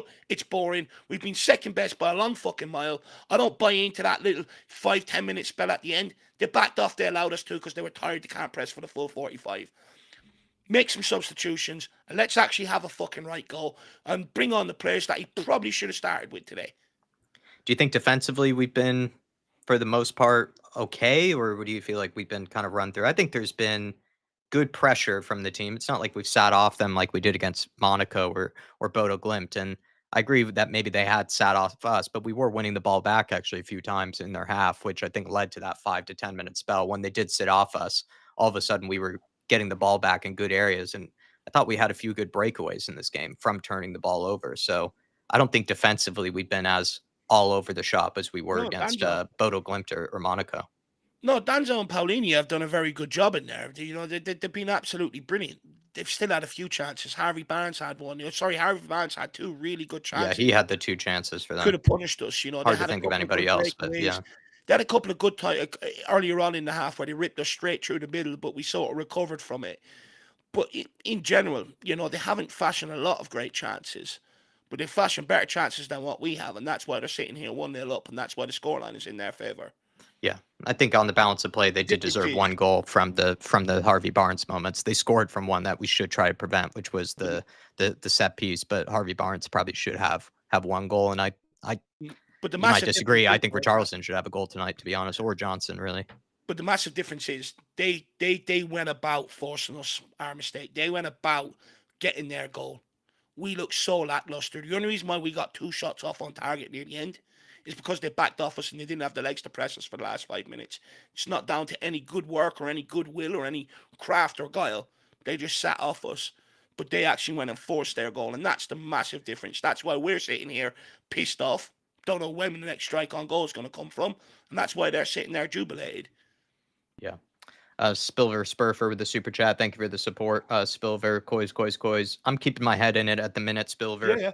I think I just think it's a similar story, man, to other games where we create moments, we create good turnovers, we have good breakaways, and then it just peters out to nothing because of just a lack of actual quality and technical ability from so many players in the team. It's just like Dave said earlier, maybe you sort of create 2 good things and then someone's just going to fuck it up at some point with a poor touch or a poor execution of a pass or not even able to register even connection with the shot. Like Dave said, it was pretty funny to watch Harvey Barnes pull off a Zlatan sort of esque bicycle kick with the ball 3-4 yards behind him, and then Richarlison is acting like the cross to him was so far behind him and you couldn't even reach a foot for it. Even Bergfall had that moment where he didn't even jump for the header, and it looked like it wasn't that bad of a ball, really. I think there was another time where we whipped the ball into the box and we had 2 guys right there for it to challenge, and none of them jumped for it. It's just the endeavor in the box in the penalty area is just, it's pretty hard to watch at times.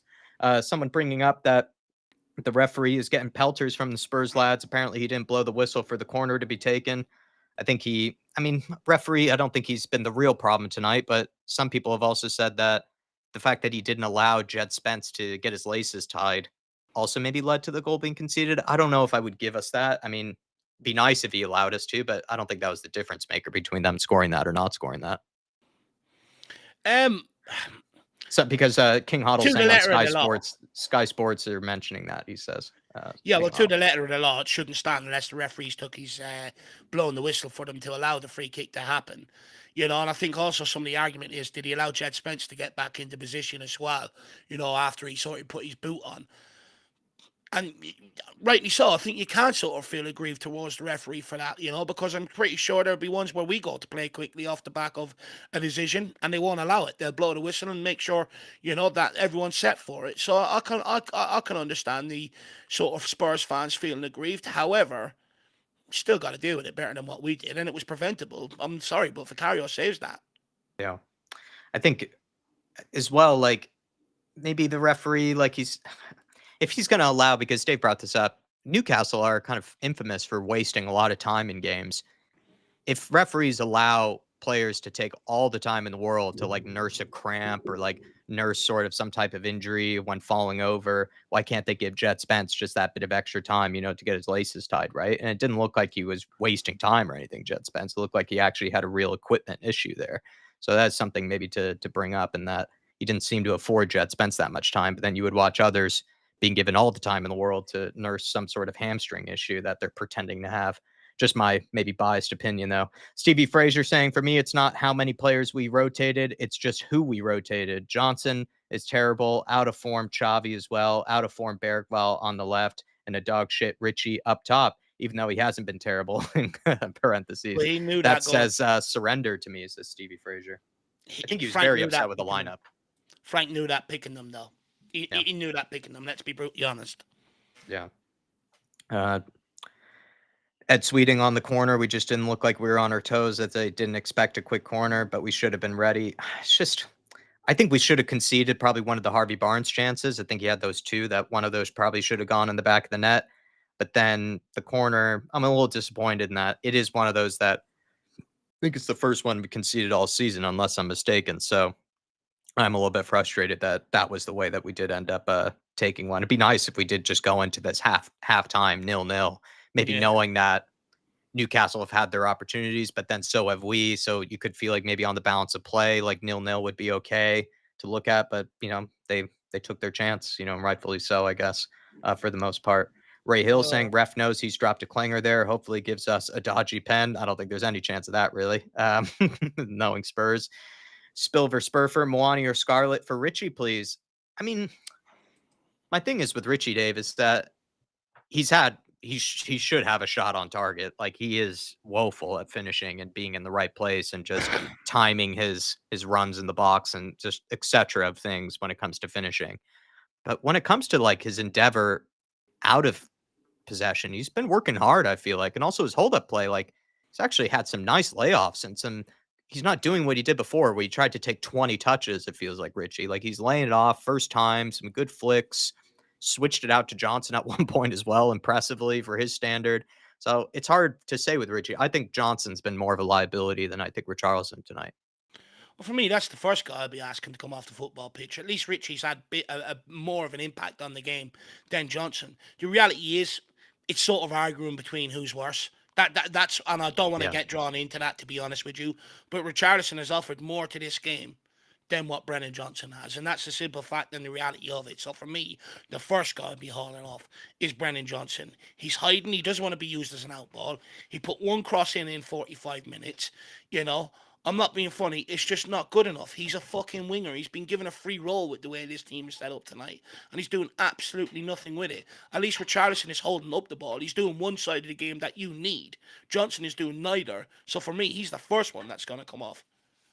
Swim Master saying, question, do you think Frank will make changes straight away or second half, usual around the 60th minute? He seems to be a guy that makes a change around the 60th minute, whether you think that's the right idea or not. I think this game, like, just some of the opportunities that Johnson, it fell to him where he had the ball in the box, I think on 2 occasions where he received the ball. He's waiting for it clearly, like he knows it's coming towards him, and he just took the wrong option or executed it poorly. Where I just think if that falls to Kudus in those positions, you would think he would be really dangerous there. Like, you think he would either fire a good shot, whip in a good cross, something maybe. You just know he would have a bit more quality about him with some of the moments that Johnson has had in and around the penalty area. That's where I feel like, whereas with Richie, I'm frustrated that he can't finish the chances that are given to him, but I don't want to knock him totally because he has improved a lot of the areas that I've been frustrated with him, working off of the ball, hold up play. Whereas with Johnson, I do feel like you're playing with 10 men with him at times. Richie, I wouldn't say that as much maybe tonight. No, look. And Kudus is a super sub in a way compared to maybe a Kolo Muani. For me, there's no excuse for Brennan Johnson. Look what Jed Spence is doing down the left-hand side. He's playing as fullback and he's playing as the winger tonight. And he's beating his man. He's getting balls into the box, and he's doing stuff going forward. He's confident down that left-hand side and he's causing problems. We've done absolutely nothing down this side. Yeah. And this guy is told he can play a lot further up the pitch. He doesn't have to make the runs that Jed Spence is to be able to get up and support the attack. Yet we're getting more from Jed Spence. So, which means Johnson has to come off. He's not doing anything. It's like playing with 10 men. Every time we select them, it's like playing with a fucking man down. And I'm sick of it. I'm absolutely fed up with it. Stop putting them on the pitch. Spurs have gotten kicked off, though, here, everybody. Sync up with us. Let's just hope we can take advantage of one of these breakaways in the second half.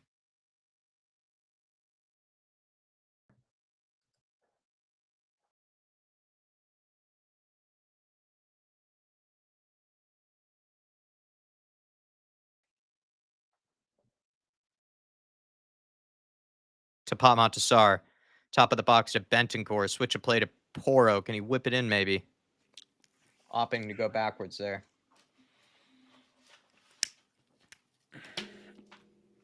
Bergvall. I would say, though, like, Bentancur, Sarr, Bergvall, they've been all right this game. I thought Bergvall started off poorly, but then I think he got a lot better in the game. And then Jed Spence, like Dave brought up and other people in the chat, I think Jed Spence has actually been amazing this game defensively and going forward. And recently in games going forward, he hasn't been that hot, but today he's actually offered a lot. Palhinha put under pressure, does well. Does very well. And Danzo and Palhinha not been the problem either. It's just been the forward line, really. Same old problems. Yep. When you pick some of your weaker players across the front line, what do you expect? Bad giveaway, though, by Pedro Porro. 1-on-1 with Harvey Barnes. Whips it in back Do post. it. Danzo is in Oh there. my God, we are so Ooh, lucky. we got away with that there, though. Danzo did not know where Willock was. Normally, Danzo, the magnet head, as Thomas Frank has called him, did not know that Willock was behind him. Lucky there. Got very lucky there. Until that moment. I mean, I do feel like, I can't really call out the midfield. I don't think they've been the issue.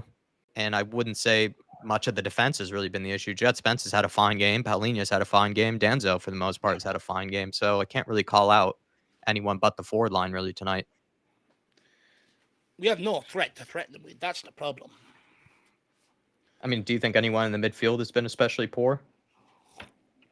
No, they've battled in there. They've battled in there. That's all you can ask for them at the end of the day. The problem is, nothing can stick when we go forward. It's not the midfield's problem. That's your front line's problem. Like, look again, down the right-hand side, you've got Johnson fucking jogging. You've got Porro, 2 men, 3 men running around them. Look, let's see, they're copying each other's movement. Not one of them are going to engage the ball. And then this happens. Every time they refuse to go out and engage the ball out there, it ends with a shot on our goal. Someone needs to take, like, if I'm Frank, I am roaring at them. Someone go and engage that fucking football and stop allowing them to put balls in the box at will.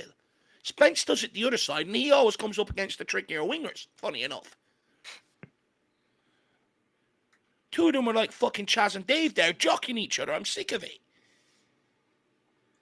Paulina. Well done, Richie. Good chest. Johnson, man. Yeah, he's an absolute spoon. He is a fucking spoon. Take him off. He's useless. Richardson holds it up and he can't complete a 5-yard fucking pass. I'm sorry, the guy just doesn't give a shit. He's always on his heels though. Like he's sort of receiving it again. He's not like he's How sort of standing too straight. How are we ever supposed to get out? Good turnover, Chavi. Good ball into Richie. Find Bergball. Find Bergball. Get your head up, kid. Oh my God. Oh, come on, Spurs. That's what I mean though. Any other team, you see the shot on target at least there. And the thing is, this game is not over by any stretch of the imagination, by the way. As long as it stays like this, we are always winning it with a chance. But we just need some quality. That's a poor giveaway from Danzo. But again, he's looking for the out ball. He's looking for someone to get in front of their man and receive it, like Bentancur does, by the way. But he can't do it, Johnson. Again, oh my God, Kinski. Oh, no. Oh, my God. Kinski goes out to punch it. But again, look where Johnson is when Danzo looks for the ball. He looks to play it into one of his front guys to take the ball off them under pressure so that they can hold it up. Look where Johnson is, by the way. Let's go back and look at this.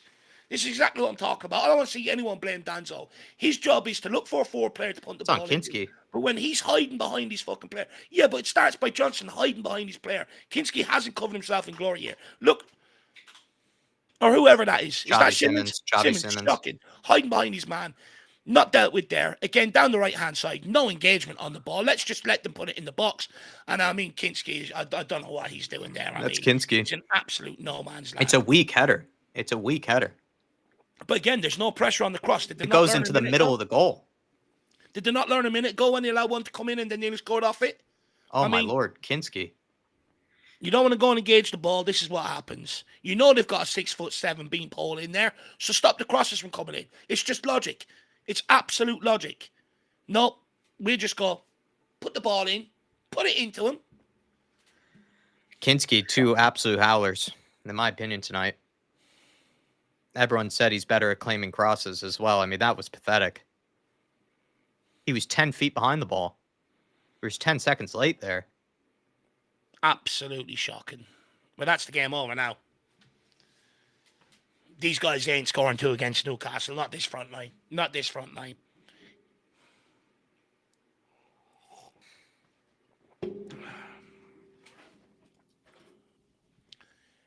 Come on, Spurs, please. If we can get a quick goal. Well done, Spence. Well done, Spence. I mean, well done, Spence. Someone help him out. Anyone? Oh, that's really poor from Kinski. Again, this is what I mean. It's hard to make any claims for him.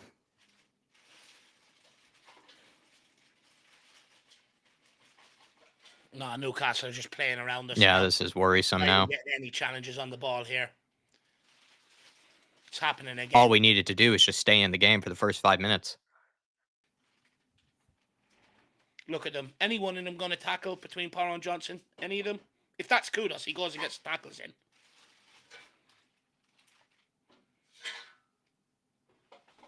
They are absolutely just playing around us right now. We got a goal kick. Nice one. Just pump it long. Just go direct. There's no point in trying to pass. Just pump it up there. Baltimore, the new Isaac against Spurs. I really hope not, Jorginho. I don't think that should have been a goal at all. I mean, Kinski, if he just stays in his net, he's catching that. He could sort of catch it with his face. Here we go. Come on, Simmons. Get the head up. Richie's getting dragged down. So is Xavi. Oh, my lord, man. Referee was kind to him there. He didn't need to pull off. He should have whipped it in earlier because Richie was making a run. He gave up there, didn't he, though? He got lucky there. Oh, well, actually, yeah, that's, I mean, fairness. Especially around the box. You can't be doing ENS, that. this is exactly why you start your strongest team, get the job done, then rest players. And that's exactly what I've been trying to say all day.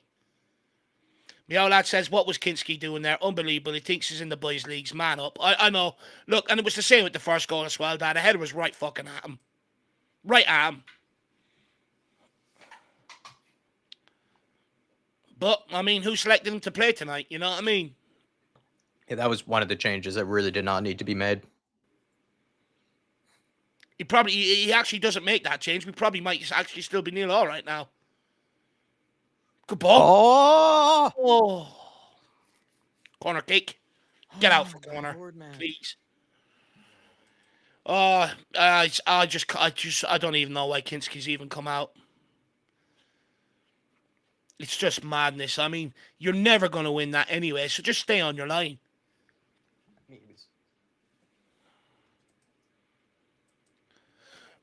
Corner kick. Let's see if we can pull one back here. Come on, Spurs. It's like Come on, you Spurs. Let's get a good ball in the box here. We've no Kudos to take it, though. This is the problem. Richie. Oh, my God. Johnson is about as useful as shit toothpaste. Oh, my God. They're just passing it around us now. Well Good done. turnover, Bergvall. Bentoncourt, lovely. Xavi, see if you can play Johnson. Oh, my God. Oh, my. Seriously? Forward line is useless, man. The forward line is just fucking useless. They are just useless. I'm starting to question what we paid 60 million for. The guy can't switch a ball. He can't play a 5-yard ball in behind. Oh, my God. Have we been sold another dud? It's just a simple ball, Jacko. It's just a simple ball. And you would say that with every player in the forward line today. It's a simple. With Richarlison, it's a simple finish. With Johnson, it's literally just do anything, please. And then with Xavi Simmons, just so many times, just simple. Really not asking too much. With how pathetic this has been, we better fucking win Chelsea at the weekend. Because if we don't, I'm sorry, Frank has questions to answer. Because the whole reason why you make rotation tonight is so that you go and compete with Chelsea on the weekend, right? Yeah. Let's go. Come on. Let's go, Bergvall. Well done. Well, Johnson's never going to overlap there. Oh, let's slow it down. Let's see what he does here. Oh, my God. It's shocking. It's absolutely shocking. It's so hard to watch. Well done, Spence. Stone never gave up on it. Simmons on the ball. This is your range. Can we get something quality here off you? Richie to Sarr. Oh, Sarr overran it. Oh, Sarr overran it. I'm behind here. I think it's Joe Willock.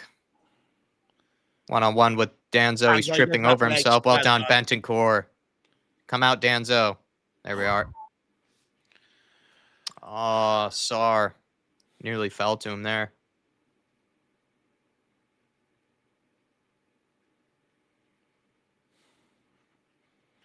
Tyler Gill Messi would be better than fucking Johnson. Tell you that. You're right there. C4, Dave, we have 14 players fit total. I get it. I get it, but you play your strongest team in the cup game against a team like Newcastle. We've shown before we make rotational changes, you do not get away with it. I guess it comes down to your ambition and whether you want to win it or not, I suppose, really, doesn't it? Ref, Okay, that's got to be a yellow. That has to be a yellow card, please. Thank you.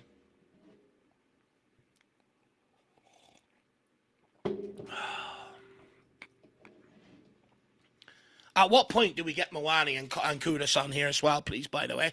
Yeah. Before it gets worse.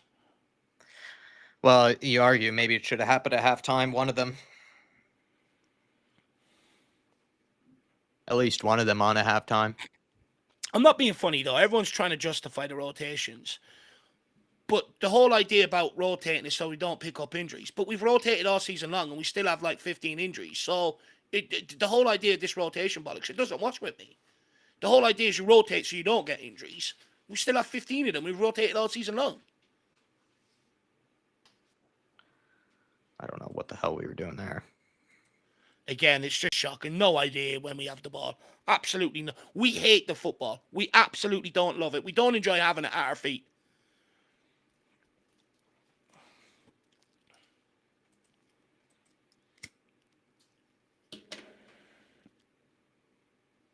Bentoncourt, man.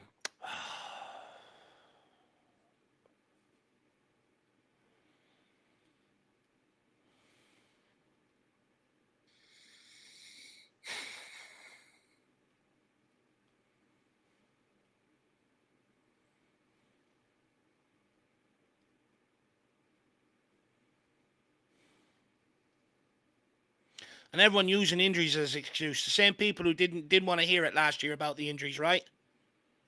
Don't want to hear it today. No excuse for this shit that we've been served up today. Absolutely fucking zero for it.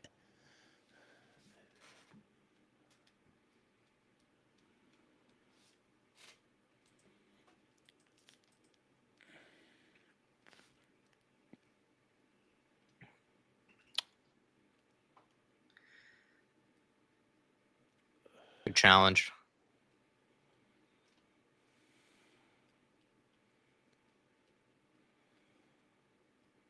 Okay, you can't let them play rings around you here. Come on, lads. Artist T with a super chat. There's rotating, then there's this. Frank deserves to get slammed. The goalkeeper is the one that you do not change. You can rotate and still have a strong lineup, though. I think that's maybe the question, is just too much rotation versus a bit of rotation. Well, I mean, you know, reports came out about Kinski regressing behind the scenes, and you would argue probably in terms of his shot stopping and stuff like that. And that them reports don't come out of nowhere, right? They're not fabricated. So then why start him tonight? Well, good breakaway here, though. Johnson, get your head up. Good ball. Xavi. Xavi. Sir! Oh, what a save. What a save. Oh! My God. That's better. What a save from Ramsdale. How has he kept that one out? Oh, I thought Xavi was going to shoot Johnson. it. I thought Xavi could have had a shot there. But what a save. Oh, my Lord. Nearly got an own goal. It's better play from Johnson there. Pulls it back to Xavi. Probably could have shot. Pulls it off to Sarr. Sarr he's hit it at pace and everything. 9 times out of 10, that's in. He probably, Ramsdale was over that side of the goal as well, to be fair. Knew where he was going, I think. Yeah. I just think Xavi, he was in the box there. Back post! Oh, please, just go in. Just go in and let's make a game of this for the last half an hour. Oh, my God. Get it back out. Get it back out. It doesn't need 10 passes. Back post to Johnson. I mean, oh, my Lord, man.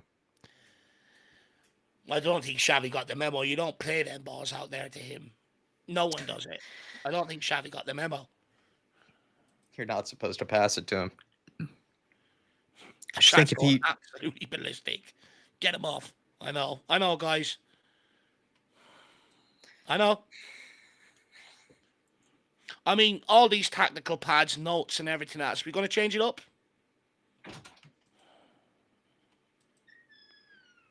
It's an unbelievable save from Ramsdale, though. To be fair, I know he's over that side of the goal, but Sarr struck it sweetly into the bottom corner. Let's try and win this.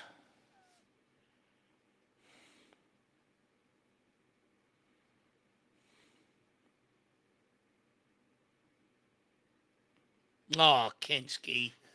Jesus Christ. Who are we getting warmed up here?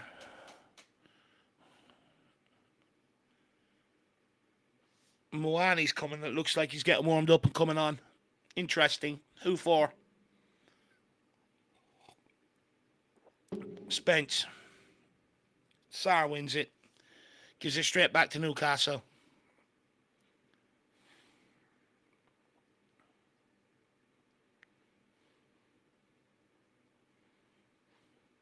I hear they're just passing it around us. Can someone put in a fucking tackle?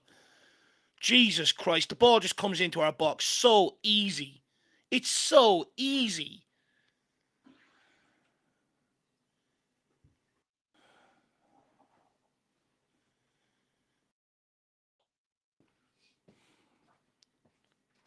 Oh my God, we're getting erratic now at this stage. We need subs. We need subs. It's going to get worse. Well done, Bergval. Well done, Danzo as well. Well done, Kevin Danzo. Richarlison. Bergval does well there. Zhao. Don't get caught. Back to Kinski.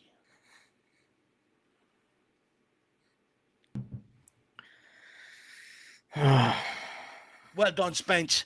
Move it off on Bergval.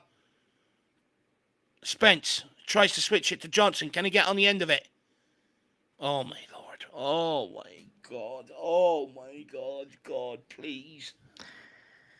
Anything else happen there? No. Just being passed around as usual, Jack.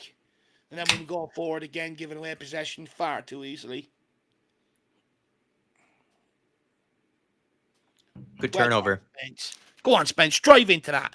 Someone show for him. Anyone. Someone Johnson, show for him. Please move. Make one movement. I beg you. Just one. He's running that direction. Even there, that was a great cross. Just run towards it, man. That was actually a good ball from Richarlison. If Johnson made the move for it. And the whole thing is, I'm not being funny, but why bring them on at 2-0 down? I get they need to come on now at this point, but you could have started with them and took them off the football pitch. Now we're bringing them into a situation where we didn't want them to be brought in, you know? I'd say you start with one of them. At least one of them, yeah, at least one. Bergval being taken off. Well, he's done nothing but pass backwards today. Let's get that pass and map out today. Bentancur taken off as well. He hasn't really been involved a lot today either, to be fair.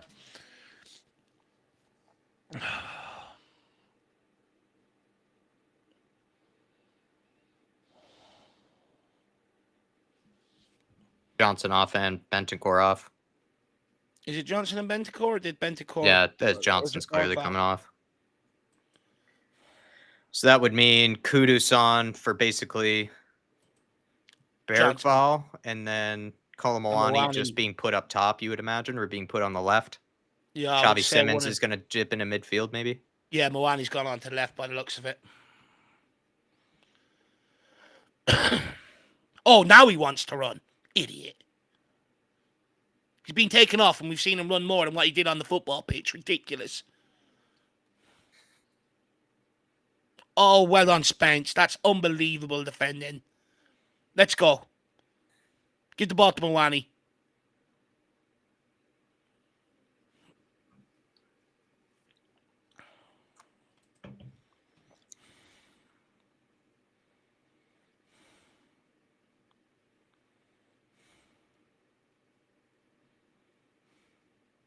Ooh, risky. C4, what?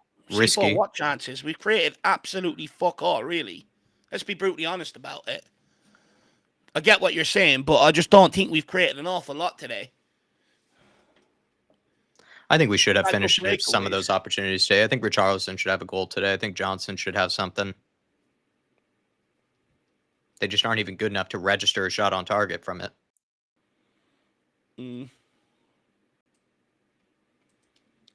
Well done, Spence. Again. He's had a fucking very good game tonight, Spence. Pedro whips it into Richie. Richie, penalty! That's a penalty. He stuck him down, stop him getting on the end of it. Come on, ref.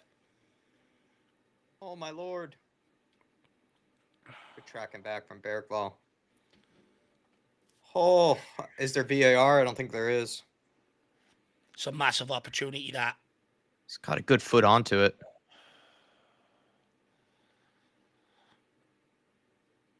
Good hit. Not bad from Richie.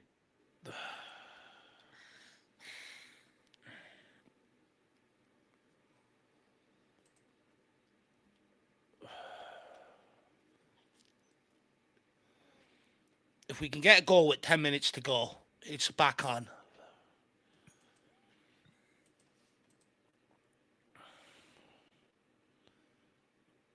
Out for a corner. Have we had one corner? Yeah, we've had one today, haven't we? Just one.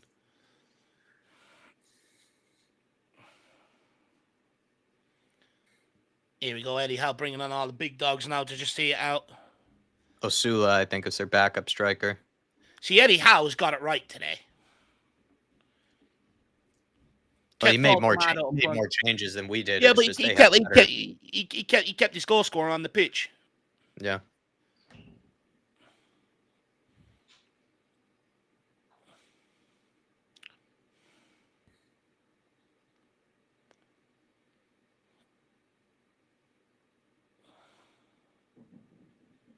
It's concerning that he knew he'd get away with making 8 changes today.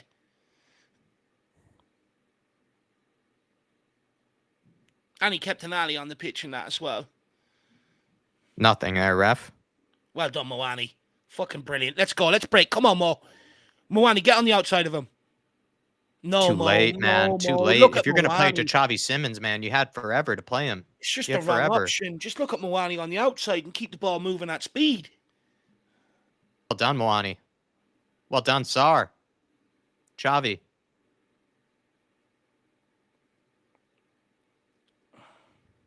Right, come on, Mo. Moves it on to Porro. Moani, get in the box there at Richarlison so when the cross comes in.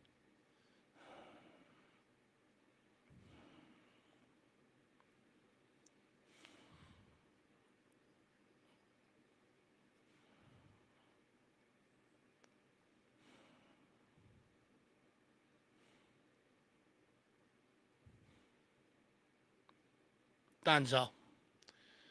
On to Spence. Good ball by Good ball Spence. around the corner. Good hold-up play by Moani. Sar. Tried to play Spence in behind. Good idea. Good hold-up play by Moani.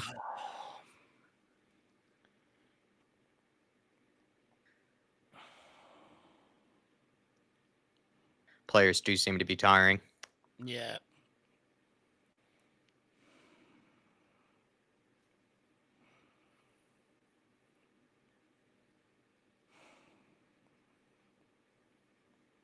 Danzo.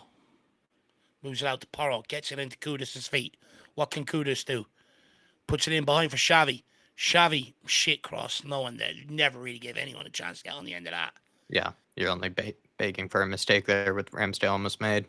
Spence, can he get it in? Spence, too heavy this time. Too heavy.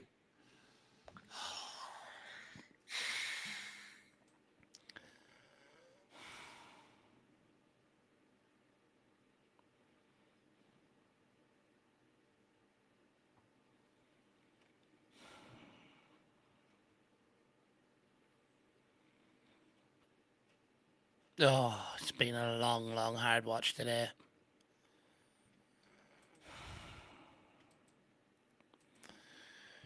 Voltamada coming off. What other subs are they making? Just get on with it. Don't take fucking forever, please. Joe Linton coming on. Trippier coming on.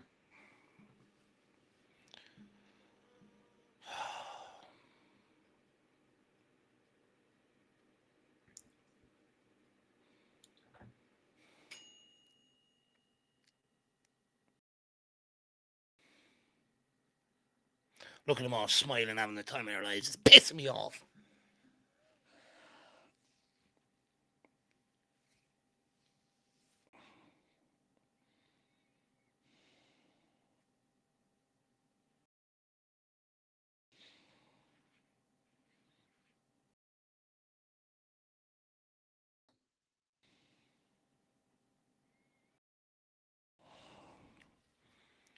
Spurs have had more possession and more shots than Newcastle, but we just can't even register any of them on target.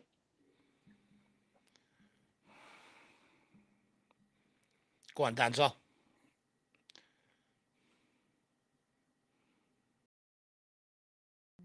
Kinski, will you give him a chance? Jesus, Will man. you give him a chance? This kid, man. Oh, my God. He's after dealing with the threat in behind. Can you give him a chance at least, Kinski?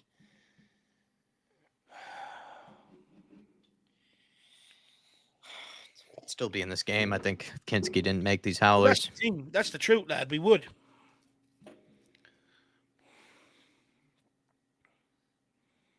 Especially that second one. Like, look, the first one, it happens, right? Should have saved it. It happens. But it's the second one. It's an absolute howler. It's completely lost us the game. I think Newcastle, in the balance of play, I think Newcastle have deserved a goal today. But the fact that they do have two, I think is a bit. I think that's a bit generous because I don't think they've created a whole lot. Which is the thing is, both goals are preventable. That's the thing. Yeah. You know, the ones they should have scored, they missed.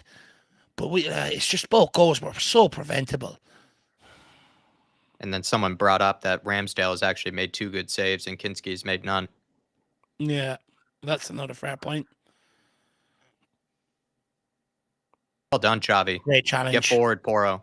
We got bodies breaking. Can we play it? Can we play it? Oh, Richie, my God. play it to Richie. Why are we playing it to Kudus, who was marked? He was the only one marked. We had 4 Spurs shirts running at 2 Newcastle shirts. Oh, my God. And then we nearly conceded 4 Spurs afterwards. shirts running at 2 Newcastle shirts, and we get the ball straight back. This is what I'm talking about, Dave. This is what I mean about us going forward.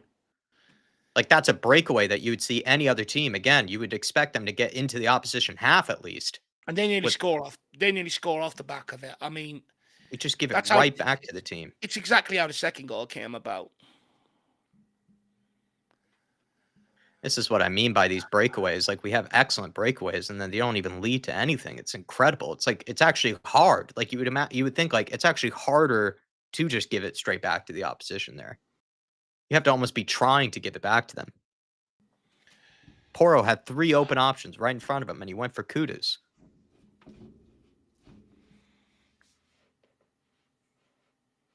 And it was an unbelievable tackle by Xavi.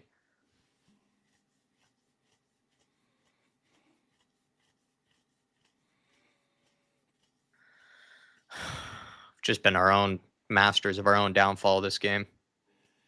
It's just been so uninspiring. Like, so uninspiring. Just don't even think. No set pieces whatsoever, which highlights how shit we've been going for. The fact that we can't even get corners. I mean, it's just been so uninspiring. It's been unbelievable. It's actually amazing. We do have 5 shots on target, and we have more shots on target than they do, because I feel like we should have more shots on target than the 5.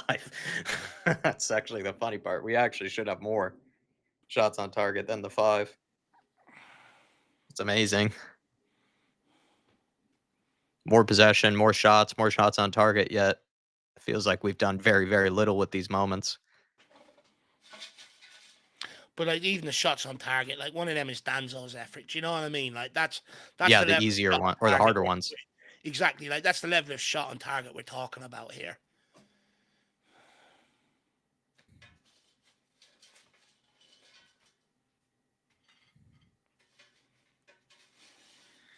Jerome with super chat. Kinski is better than Vicario because he is stronger with catching corners. I swear sometimes the shit I hear is unbelievable. Again, poor display and getting fed up with it. I think, listen, Jerome, I was always on the defense of Vicario. I was willing to talk about, some of his bad games. I admitted to that. I said he's probably made some errors this season, but I've always maintained that Vicario is just a far better goalkeeper than Kinski, especially when it comes to the most important thing in the world, which is shot stopping. Kinski has not done anything tonight, shot stopping wise.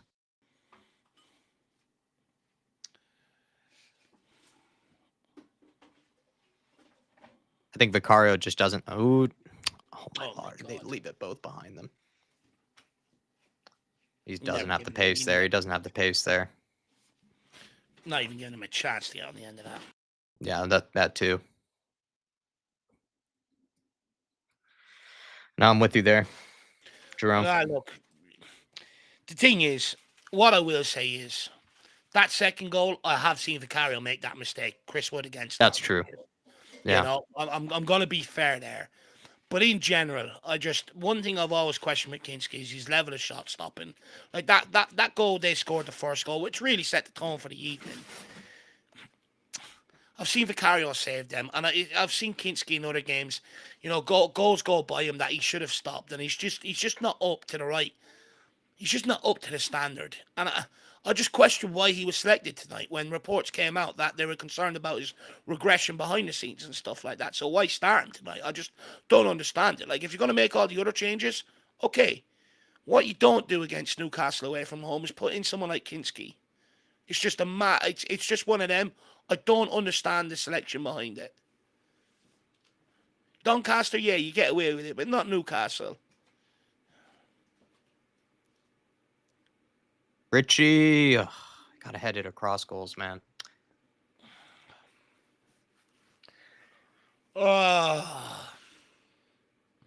He's toe. It's desperation at this stage. He's probably coming on for Richarlison. But you're right, Jerome. It's been an absolute lackluster display, to say the least. There's been nothing to really praise about it whatsoever, to be quite honest with you. It's just been utter garbage what we've been served up here tonight. But to be honest with you, let's be honest, most fans seen it once they've seen the lineup. Many fans sort of is expecting this, right?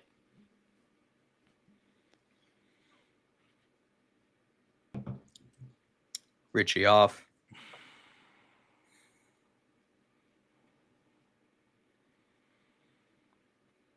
Darren Kyogan says could be worse, could spend 400 million and get stuffed by Palace.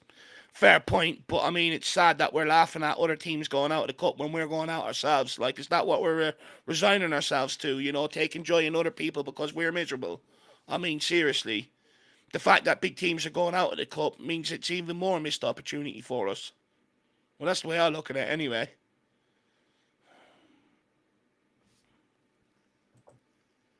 But I do take your point. You know, 400 million, they can't put out a second 11. Fair point. Chelsea have beaten Wolves 4-3. Fucking hell. 4-3. That's what people are saying in the chat. Holy shit, what a game. I thought that you were going to say 4-0. King Audley, you can sit there and say you can't believe fans wanted to, to clown this, for this clown to replace Vic. You also wanted to see these changes tonight, so don't be deflecting the blame on other people. You wanted to see rotation tonight.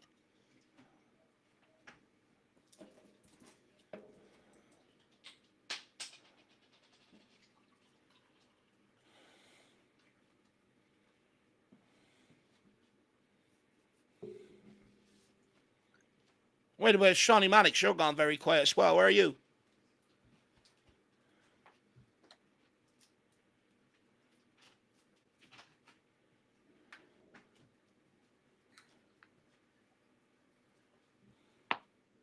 I think the big problem was no changes at halftime. I think you needed to have Moani or Kudus come in at halftime. Well, I just think one of them should have started from the start just so we had an outball. Seriously, I agree with that.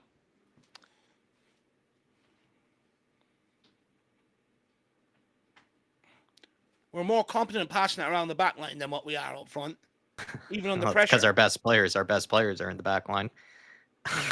some of our most technical players are, that's for sure. Oh, jeez.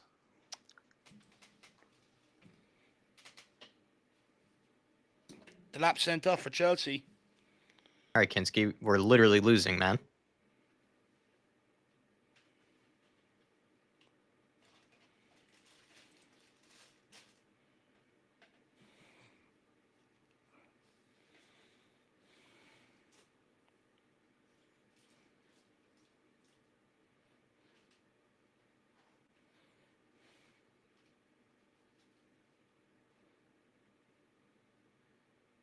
Well done, Tell. Unreal. Tell. It's a good play, that. Trippier takes him out. If we can just score here, it's back on for 10 minutes. I think we had our opportunities. I think we had plenty of opportunities, both in the first half and the second half, to get at least a goal back. I'm just trying to have some. No. Now I'm being negative when I was being positive. No, look, I'm with you. Switched places. I'm with you. I sort of. Look, being honest, the game's done and dusted now, right? When the second goal went in, it killed us. But I'm just trying to keep myself optimistic for the last 9 minutes. If not, I'm going to go crazy. At least he doesn't have the tactics board out. Thomas Frank. I'd be concerned if you had the tactics board out and this was the shit we were seeing.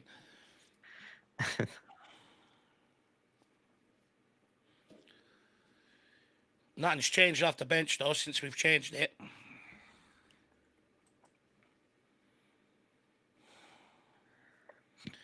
Lauren Deb, Spurs are like a box of chocolates. You never know which one you're going to get. Absolutely spot on.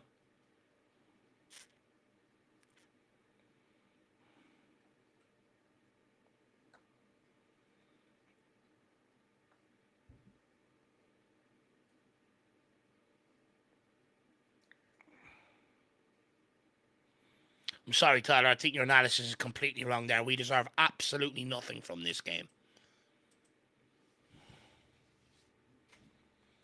You look at our shots on target compared to theirs and tell me we deserve something. Well, I think I would say that the shots we have had on target we shouldn't have got on target, and then the ones that we didn't are the ones we should have. Yeah. That's just why I say I do think Spurs have had plenty of opportunities to grab a goal in this game. And then if Kinski doesn't make the mistakes, could be level.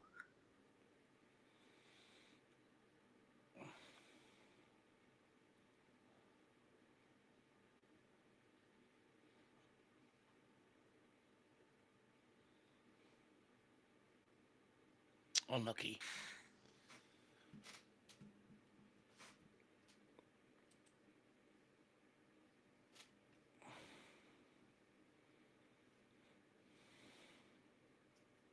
Good touch by Paulinho. Maybe wrong option, though, for Spence. You had anyone else.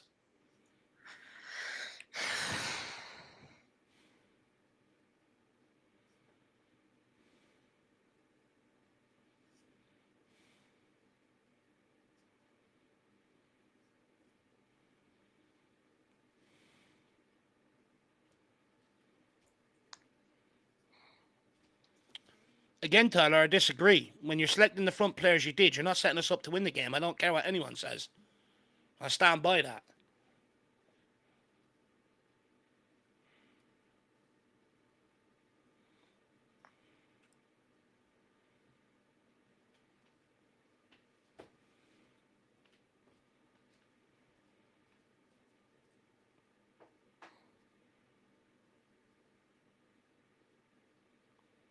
Oh, well done.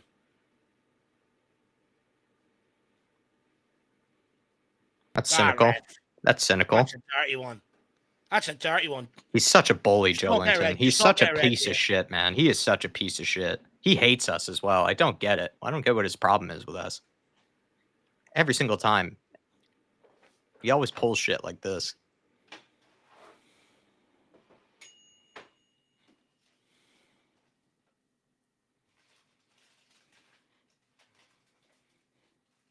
Tyler, you can sit there and say, who did I want to play? I wanted Moani and Kudus to play. People say they can't play every game. Why does Pedro Porro play fucking every game then? Don't try it. It's a joke. You can't say that when Pedro Porro literally plays every single fucking game. Why can't I expect Kudus or Moani to do the same thing? Bentancur Paulinho played almost every game. Absolute nonsensical. That's a terrible challenge. And then he's trying to dick ride him afterwards. That's a disgusting challenge. It's amazing the referee's only given a yellow for that. He literally scissor kicked him.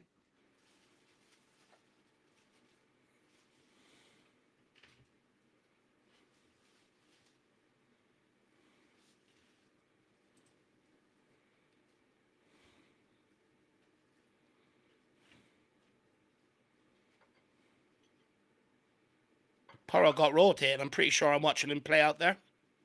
Don't know about you. I don't know if you're watching the wrong game, Tyler, but he's been playing all game.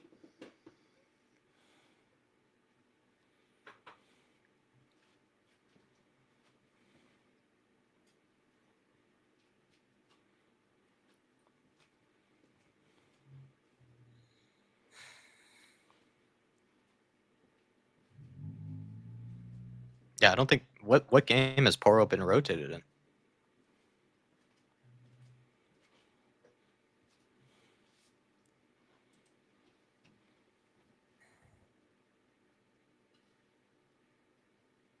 Oh. Oh my. Oh.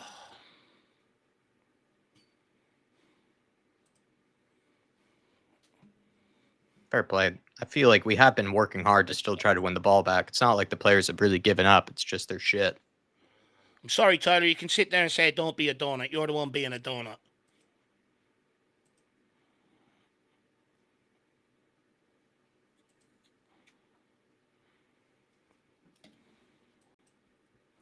I think he's probably been rotated the least, to be honest, Tyler. He literally plays every game. Literally plays every game. Yeah, it's all right for him to play every game, but not everybody else. I worked that one out. Madness. It's just people backpedaling because rotation has backfired. That's all it is. It's a joke.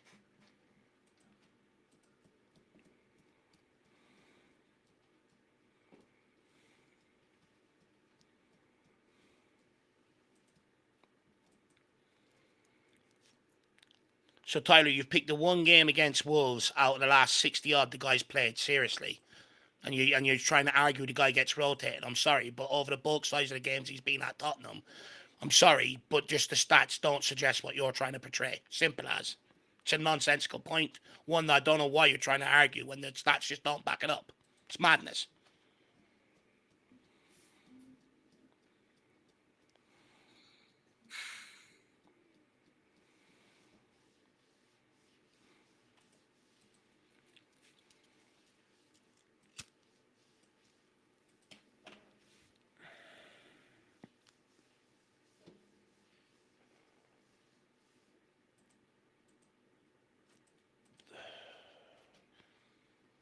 Ray Hill, give it a rest, Dave. He can't rest every single player. All right. Okay, that's what we're pivoting to now. You give it a rest, Ray Hill. You get people are screaming for rotation like it's a great thing. It doesn't work out, and now people are pivoting to we can't rest every player. Seriously, we're either resting or we're not resting. Don't give me that shit. Hell of a run there by Kolomwani. He just took on 7 players. The referee was the one who made the challenge. Oh my god, Bruno Guimaraes then laughing about it. Yeah, I'm glad you find this funny, Tyler, because I'm fucking not finding it funny. I'm glad you find it funny to come in here and wind up with what's supposed to be one of your friends, because I don't find fucking losing in the cup funny. I'm glad you do.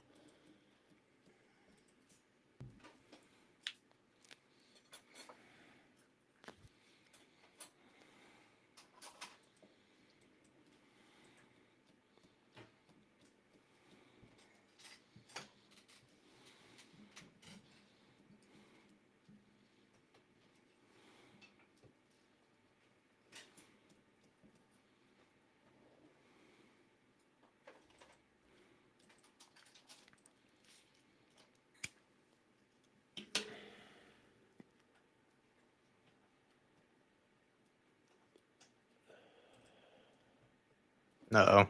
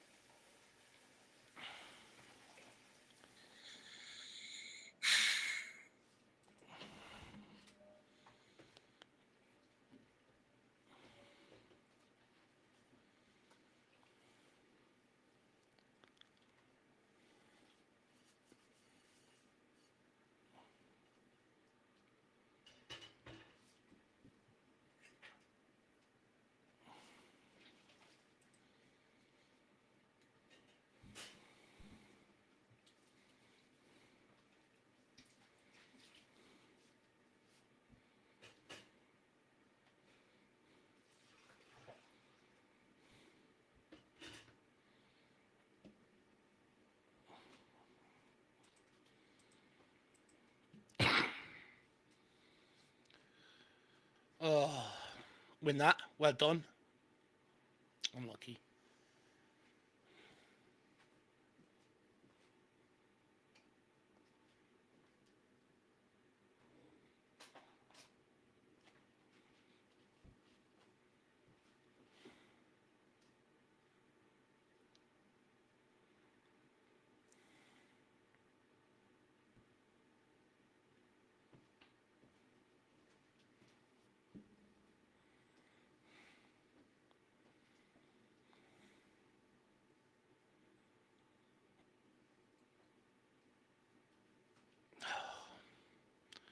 Dan Burn has headed every long ball that's come that way.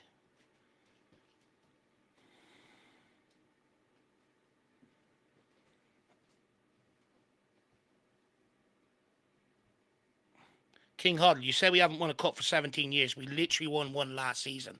What are you talking about? Literally won the Europa League, or did you forget? Seriously. Madness. Some of the stuff is just madness.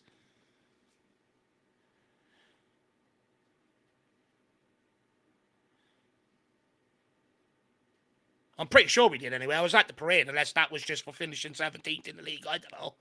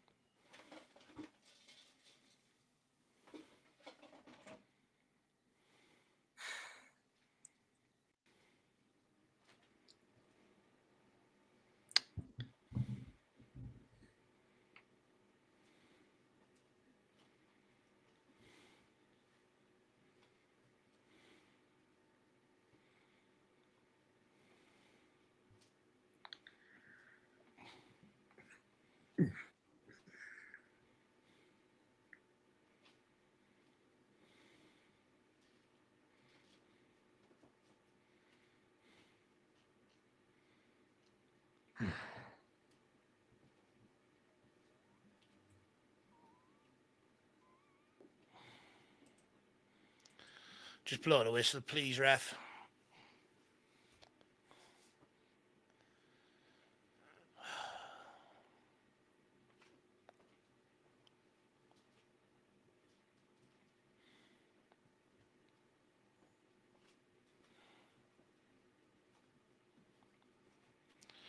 Oh, they're taking an eternity over this set piece, man. Just blow it up, ref. Game's over.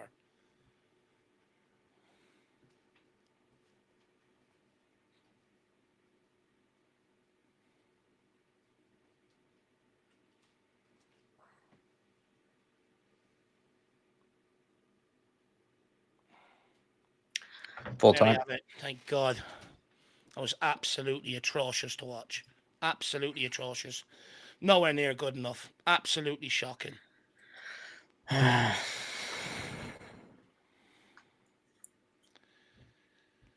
my God. That was a hard watch tonight.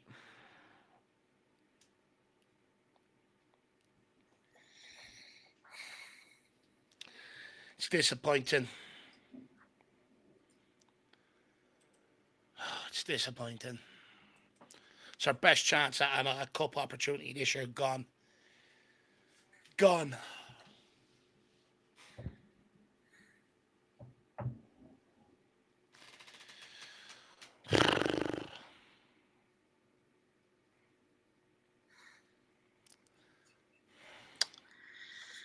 Yeah, I don't really know what to say.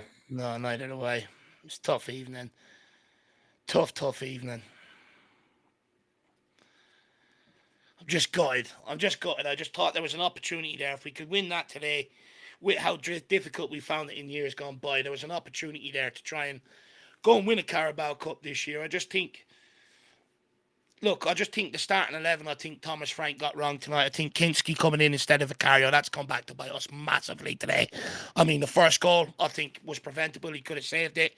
Second goal, again, just completely misjudges it. I think he realised he's made a mistake on the first goal, panics, comes out and gets caught in absolute no man's land. And then going forward, just lackluster, even though the stats would say we've had shots on target. The only time we really tested Ramsdale was from Papa Matasar's effort.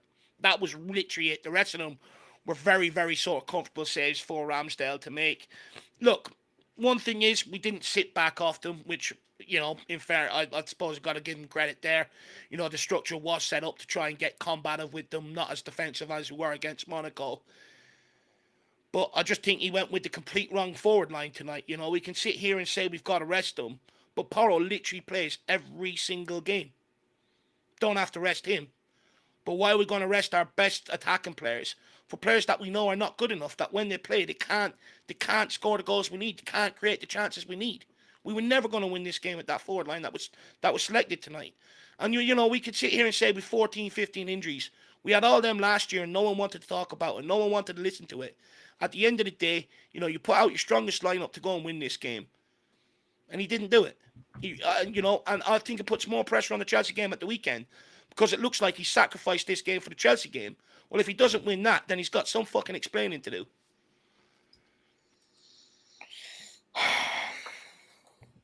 Yeah. Spilver Spur for saying it's tough day. Keep your heads up. Yeah. I don't know, man. I'm finding it difficult because I did think that there was a lineup that Frank needed to go with, and I think we paid the price for it. I think we have just absolute morons in the front line, and I think there were plenty of opportunities for them to score tonight, and I just don't think they took it. I think Richarlison had more than 2 or 3 chances to grab a goal today. I think Johnson had many opportunities to try to make something happen and actually be able to create a good chance or put away something, just couldn't even register a decent shot from it. I think the shots on target that we did have were actually the more difficult chances really to get a shot on target, and then we couldn't. I think Spurs deserved a goal in this game, but they're just not good enough to grab one. You can have a million breakaways, but if you can't even complete a simple pass or an easy cross, or even at times it was just being at the right place, to sort of put one away, and we're overrunning it, or we're just not even challenging for a header. We're just really, really frustrating to watch in the final third. I think we actually showed out of possession that we worked pretty hard. Like, I can't really fault us that much defensively. Like, I would fault Kinski for the 2 goals, really, but I actually don't think it's not like we weren't trying. Like, we won the ball back countless occasions. I think that's the only reason we had more possession than Newcastle this game, because I do think we turned the ball over on plenty of times. It's just when we do turn the ball over, we get into the final third and you don't really have much of a hope of actually putting anything away because we're just pretty useless up front. And I think if he had gone with a Kolomouani or a Muhammad Kudus just to begin with, I think potentially would have actually had a bit more today. I think Johnson was like playing with 10 men. I think Richie had a better game than he has recently, but he did have like a few moments there where it's just like you're just amazed that he's not even getting a shot on target, really. And with that, then you're sort of playing with 9, 10 men. It just felt like, I can't even really fault the midfield that much. I don't think Bergvall had a terrible game personally. I mean, maybe you could say he did. I don't think he did. I think Sarr was fine. I think Bentancur was fine. I just put the majority of the blame on the forward line. I think they had plenty of breakaways, plenty of moments where they were in 3-on-4, 4-on-2 opportunities with breakaways and counterattacks and transitions, and just peters out to usually nothing. And I think that's a similar story from last season, and I think it's a similar story for this season, where we really just have no devastating quality in the forward line whatsoever. And I think that was the risk with going with an out-of-form Xavi Simons, out of form Richarlison, and in my opinion, useless Brennan Johnson. But I think that was the risk we're taking today.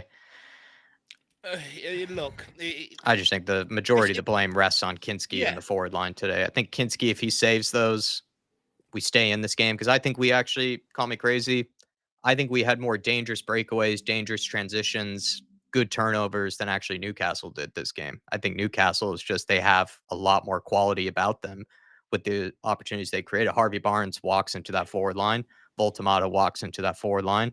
I'd say if we had one of those in our lineup today, I think we actually would have a goal or 2 to our name today. That's just the way I see it. No, look, it's not all on Thomas Frank, right? We know that some of the quality. Well, I'm saying it is because of the forward line. Maybe he picked, if he had gone with Kolomouani or Kudus. I'm just, I'm going to say, look, it's not all on Thomas Frank. I don't think the football was terrible. The quality of Richarlison was brought in before Thomas Frank. Same with the likes of Johnson and stuff like that, right? And I get it, and I get its frustration that these are the options he has to pick from. However, his job is to try and manage the squad and put out a game that he believes can go and win every single game. That's what his remit is. And tonight, I don't think he done that. KM goes, we made so many changes to save our lineup for the Chelsea game at the weekend, but we're expected to win, right? We've knocked the Man City out last year and Man United back-to-back. So let's not, all of a sudden paint this as an impossible task. Why we also had a similar amount of injuries. Second of all, if we don't beat Chelsea on the weekend, are you going to come back in and make the exact same fucking comment? Are you? So we can sit here and say, it's for Chelsea. But what if we don't beat Chelsea on the weekend? Then it was for absolutely nothing. For absolutely nothing. It puts massive pressure on that Chelsea game. Of course, it's not all Thomas and Frank's fault that the squad maybe isn't as deep as other squads. I get it. But at the end of the day, he chose to bring in Vicario. You don't need to keep changing up your goalkeeper like that. You don't have to make that change. Vicario's not fucking tired, you know? He could have played one of Mawani or Kudos in that front line tonight and took the others off. At the end of the day, people talk about resting these guys, but they still came on. So they're not exactly fully rested, are they? The reality is, we got it wrong tonight. Thomas Frank will learn the hard way. You can't put your trust in certain players. You should have started his better team today and made subs later on in the game and brought on the likes of Johnson and stuff like that. And I just think he got it the wrong way around tonight. He should know his squad better by now, in my opinion. And that's where I think he's got it wrong. I think it's a fair criticism. I don't put it all on him. Of course, you know, the lack of striker, the lack of left winger and stuff like that, again, coming back to haunt us. But I don't think he made the best of the team selection of what was available today. And that's where I do fault him. I think the biggest one that will come back to haunt him today is leaving Vicario out of the team. I think Kinski made an absolute meal of both of the goals. And I think if Vicario stayed in the team today, I think we actually probably would have hung in there. And then I don't know if that means then all of a sudden, you know, we put away the chances that we should have, but maybe there's just more belief in the team then. You know, you don't go goal down. You're sort of still in it 0-0 in the second half. Maybe we just have a bit more confidence about us then in some of those transitional moments, because I didn't really see them give up or put their heads down. Really, the players felt like they kind of continued to try for the majority of the minutes. It's just they're not good enough to put away moments and be devastating really in the final third for me. So maybe that's a slight positive, is I don't think the players necessarily gave up because they still were challenging towards the end of the game there. TJ saying it all goes back to the summer window, wasting time with Gibbs White and Eze, and we stuck with playing Johnson and Richarlison. Shake my effing head. Yeah, man. What do you I mean when think I was told to be patient? When I tried to highlight, I was told to be patient. You mean that window? Relax, Dave. Remember I was told that the first few months? Relax, sit back. People are saying the exact same thing to me today. I think they're also, as much as we need to bring in quality this January window, if we do get the chance to offload some players, I think we absolutely need to. I think Richarlison has been given a lot of opportunities this season. I mean, he's somehow stayed uninjured, and he actually had a better day today, but then like in the box, he's just been useless really. And I think he's had his opportunities this season really to prove his worth. He's probably had many of opportunities to prove his worth, but this was one of the final straws, if not the final straw this season. And I think today was another day just to show that he's just not good enough. He's not good enough for this level in these sort of games. And I think he needs to be offloaded. People know my thoughts on Johnson. I think it's like playing with 10 men with him. If he's not there at the back post to tap it in, he does nothing. There actually were opportunities for him to be there at the back post to tap it in, and he wasn't able to make the run to do so. And there were a couple of occasions where he received the ball in the box with no one near him and time to make a decision, and he still absolutely made a meal of it. And this is where I just really question the wanting to defend the guy. I just think he's also just a waste of space. If we can offload one of them in the January window and then replace them with somebody at least competent in the final third, I think we Yeah, would see so much better. Because yeah, with Kudus, we are going to run him into the ground if we play him game in, game out. But then at the same time, when you play Johnson, you get results like this. So it's that's where I kind of feel for Frank, to be honest. And I think that was well, to be fair to Angie, actually did get the most out of Johnson, but I don't expect managers to get the most out of him. I think he's a very yeah, useless player. And I'd say the same thing with Richarlison. We kind of got the most out of Richarlison last season, but I still think he's a very useless player, especially when he's a striker and he's whiffing at opportunities in the box. Really, just one of those. Like, I'm just amazed that he didn't have a goal today. Either of them, one of them should have had a goal today, in my honest opinion. Maybe people would disagree, but I think Johnson or Richarlison should have scored today. But they made it look difficult when it really shouldn't have been in the yeah. final third. Yeah, so bringing in quality players is a must, but then I would say actually doing a clear out if we can in January. It's hard because people that are watching these games, like Jason Bell, I think made a joke of like, if you're actually watching Spurs, why would you take any of these guys really? Yeah, that's George the Hill, thing. Yeah. If you want to come in. Yeah, I was just going to say offloading them is going to be the hardest thing to do. We have to accept that we're not going to recoup, what was it, 45 million that we spent on Johnson. We're not going to get that back. Are the club gonna accept that? Let's wait and see. That's been our biggest problem in years gone by when we've offloaded these players. Other clubs can find a way to do it because they're prepared to accept below the market value. We're not sometimes. Yeah. That's I the mean, problem. Manchester United were able to somehow get rid of the likes of Antony and so many of their deadwood players. It seems like Spurs could try to find a way as well. George Hill, member for 14 months. Thanks for the great stream. Frustrating night. Only takeaway I have is Mwani needs to be our starting 9. Frontline is important. It needs Viagra, or is impotent. It needs Viagra. Why did Mwani need resting tonight, though? I'm curious. He hasn't played for large parts of the season. Yeah. Why did he need to be rested tonight? I think the big calls that Frank made, I do sympathize with the fact that he only had so many players to pick from. But I do think the big calls were leaving out Kolo Muani and Kudus, but then also to leave out Vicario. I think the Vicario one might have proven to be the biggest blunder. If Vicario isn't injured and there's no knock or anything, maybe we'll find out later that there was, and we'd have to would take it back or withdraw it. But if he isn't injured at all, I do think that was a big blunder tonight. You just look at the bench, though. I do kind of feel for him. He has 2 goalkeepers on the bench. How many times did we see that last season as well? Where, we have just to make up the bench, we have to add on 2 extra goalkeepers. Like, it's just shows the state of the squad right now. But yeah, I think Kolo Muani or Mohamed Kudus needed to be in the team today. And I think if Kolo Muani were in the team, maybe one of those Richarlison chances goes in the back of the net.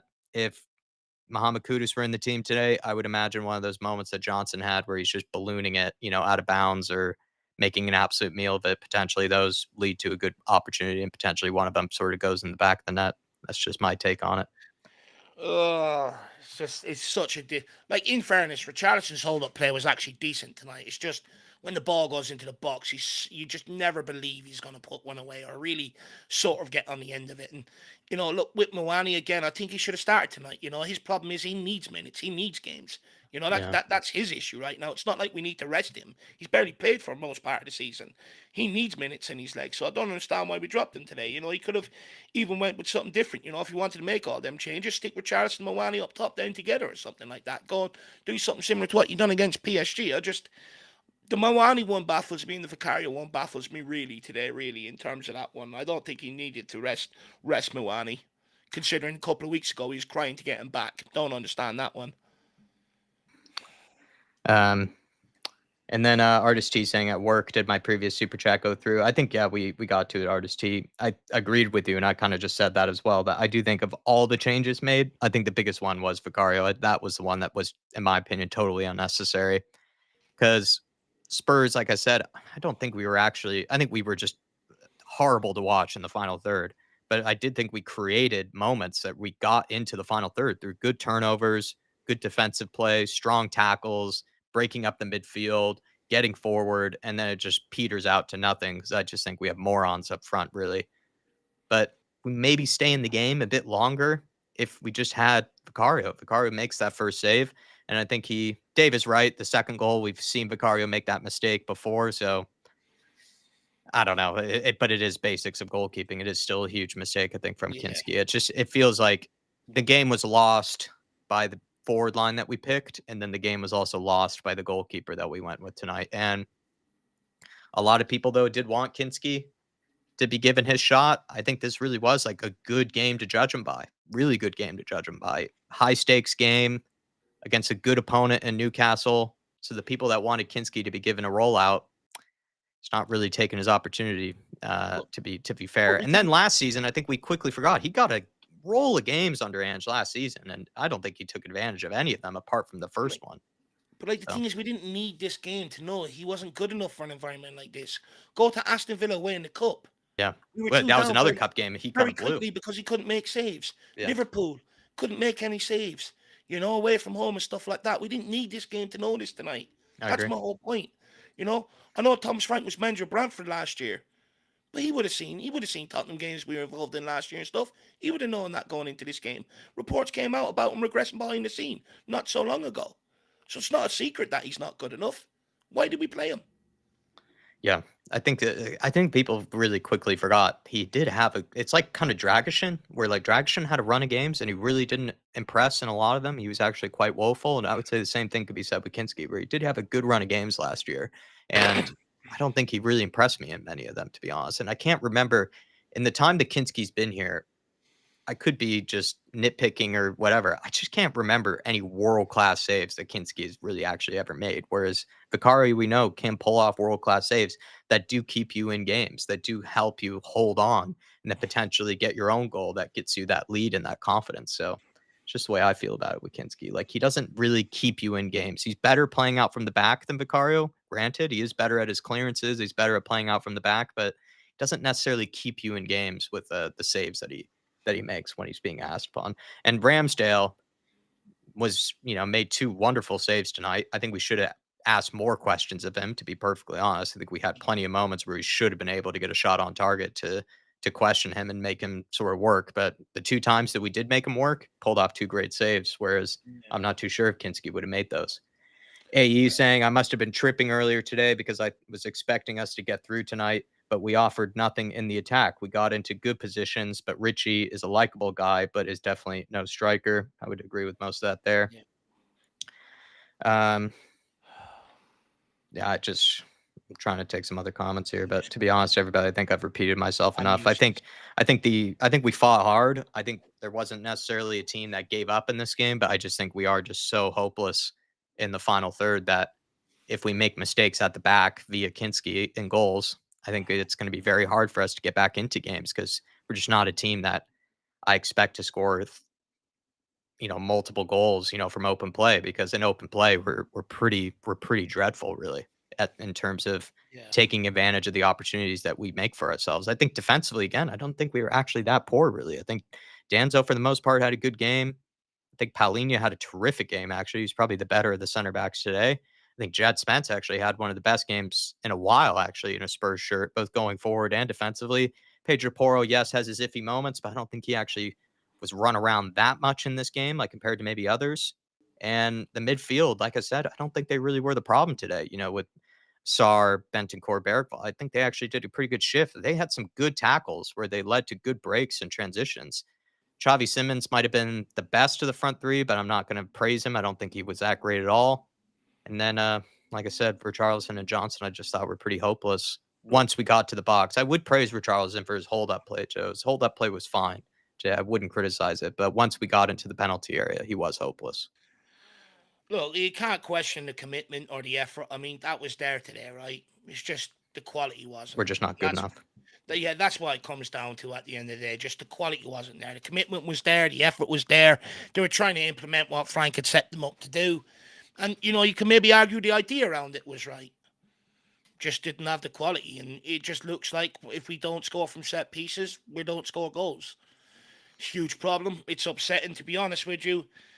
I just get more and more frustrated as it goes on, and I just really struggle. Like my whole lifetime, we've had exceptional wingers, we've had great strikers who know where the goal is, and I tried my very best to warn that this day was coming and stuff like that, and we've let go of two of the great players that we've had, and this is the shit that we've been left with, and this is the shit that we're being served up. And the reality is, as frustrated as I am with Thomas Frank over the starting lineup today, and I think he could have done a better job with it.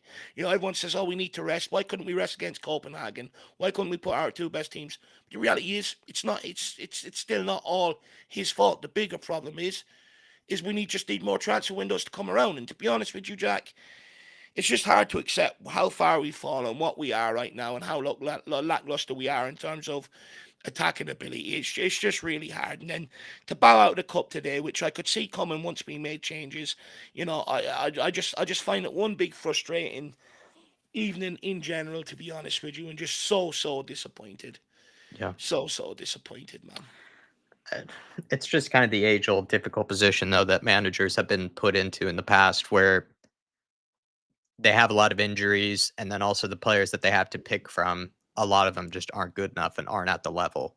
And you don't want to risk injuring your first name players, you guys that that you do trust, but then you don't really stand much of a chance if you do play the guys that are on the periphery of the squad, really. And it's one of those difficult positions that not just Thomas Frank has been put in, but other managers have as well. So I have sympathy for him. And also the reason I have sympathy for him is because I didn't really get the vibe of a performance that the players are giving up on him or anything. Like I think they did try. It's just they're not good enough. So then I do kind of have sympathy for him in that regard, But do to you be keep honest. picking players that you know aren't good enough? That's the thing, and that's what was aimed at other managers previous in years gone by. Yeah. You know the squad's not good enough, but then why do you keep selecting them? You're the one in control of the starting 11. Why did you put that 11 out knowing it's not good enough? The reality is, I get the idea about people wanting to rest, but Archie Gray's barely played this season. He's picked up an injury. You can pick up injuries at any time, not just from playing, And I think that's something we need to understand. At the end of the day, when you come up against big teams, you put your best team out there to go and give yourself a chance of winning the game. Start selecting that lineup, selecting that goalkeeper, who's never given us a chance tonight. Yeah. And that's where I just feel let down, personally. Ed Sweeting saying with Kinski for Vicario feels like a little bit too much. I can't see him getting another game now, bar injury, and Frank will be worried about relying on him now. Yeah, I think this wasn't the right game. I think to give Kinski a chance, but let's say Kinski pulled an absolute worldie tonight, fair play. But the fact that he didn't, and I think almost made a worse case for himself, really. Kinski. And I even said before, though, I think Rain Man or someone maybe agreed with me. I always kind of questioned just the transfer in itself. It almost just seemed like poor squad planning from the beginning because we had Fraser Forster as the backup goalkeeper. And then Fraser Forster, when he was being called in for Vicario, was just pulling blunder after blunder after blunder and just showed he was way past it. And then seemed like Spurs were kind of panicking because they had Josh Keeley on loan. They weren't able to bring him back off of loan. They still had all these other goalkeepers developing that might not have been ready yet. So it just seems like it's kind of just screamed of poor squad planning. And then they kind of panicked and brought in someone like Kinski that was available and possible to bring in, but was always going to be the backup goalkeeper to Vicario. And then he's just not really taking the Yeah. chances. I just think he had a good run of games last year, and I just don't think he took advantage of them, to be honest. Um, SOF saying I wasn't confident Spurs would get a win tonight, regardless of who he picked. I think if we went with a stronger lineup, I think we stood a chance. Like, I just don't think Newcastle really. It's not like at least it wasn't another 5-0 something like that, like we've seen in the past. Like, I did think we deserved something from this game if we were just better in the final third. If we were better in the final third, I think we could have given them a real game here, Newcastle, but we just don't have the players to do that, unfortunately. Harmless, I think Outer is Fasari saying he would have rather lost this game than the Chelsea game. I see how people feel that way. I would have rather taken a certain kind of result. Like if we got a draw against Chelsea, I would have actually been pretty happy with that. Just knowing our record against them, knowing that they're also much further along in their process than we are. And also they're just a bit of a better team, I think, at the minute. Whereas with Newcastle, I do feel like they're kind of they have a slightly better squad to some degree, but I do think that we are kind of a little bit. I would like to think that in a game like this, with all the changes that they had made, if we just went with a slightly stronger lineup to counteract the fact that they'd made so many changes, I just wonder if we would have leveled the playing field a little bit more against them, and we But, could have taken advantage of that. but also, people are justifying the changes like we're going to beat Chelsea on the weekend. It's not a given. What if we don't beat Chelsea?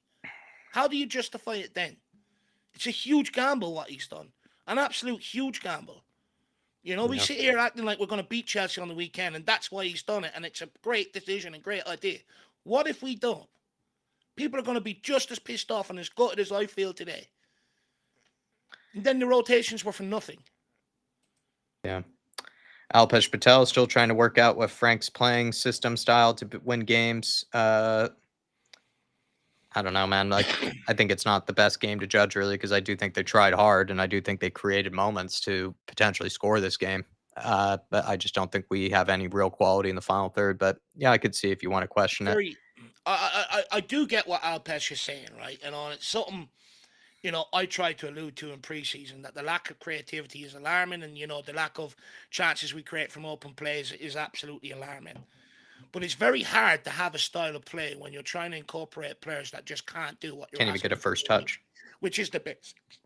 Get in a position to be able to receive the ball, hold it up, look to get turned, play forward. When you've got players that don't want to do that, then it looks like you have serious style of play. Like, for instance, and this is what I'm saying, like, people look at this now and go, what's Frank's style of play? People also looked at Postecoglou and said he's known for his attacking football, but what's his style of play? When are Yeah. we going to take the answer that just the four players they're using can't execute any style of play. So it looks like we don't have any. Don't get me wrong. These guys come in with principles. They have ideas. They have ways that they want to go and do things. But if you just don't have the personnel to execute it, it looks very much like what we're watching. Yeah. But then again, that's where I go back to. You know your squad. You don't put out players you don't trust at the end of the day. It's that simple. Yeah. It would have been easier to judge, I think, if he had, and this is all way too hypothetical, but if he did have a fit Kulusevski, if he did have a fit Solanke to compete with Kolo Muani that was also fit, let's say, for this whole season, then he did have a Madison, I think it'd be a lot easier to judge because then I think there's less of an excuse, really, because then you do have plethora of options that you can rest and, keyword tonight, rotate, really, right? Where then you do have options to sort of filter in and out. Whereas this season, he has been sort of left with only certain players that he can really trust, I think. Steve D saying, I'm starting to get a little frustrated with their lack of movement. Yes, you can't make poor players good, but we should expect to see some dynamic movement. It's all very pedestrian. Sure. I'd also put that a little bit on the players, though. Like, look at Johnson. Like, how many times are they just asking for him to make a run in behind? How many times are they just asking him to show for it? And he's just sort of standing there, just intentionally almost hiding, really. Like, and that was the case under Ange as well. Yeah, So, exactly. yeah. Exactly. I was just about to make that point. We didn't see any runners in behind under Ange either. So at what point do you maybe start looking at the common denominator, which is the player? Yeah. But, welcome to point that out, I Steve B. understand. Like, don't get me wrong. It is frustrating at times. I would like to see more balls in behind, to try and stretch the opponent and stuff like that. Don't get me wrong. I fully get it. But if it's happened under two different managers, at what point do you question the player's desire to go in? Or do you question players know not to run in behind because we just don't have anyone that can find it? Yeah.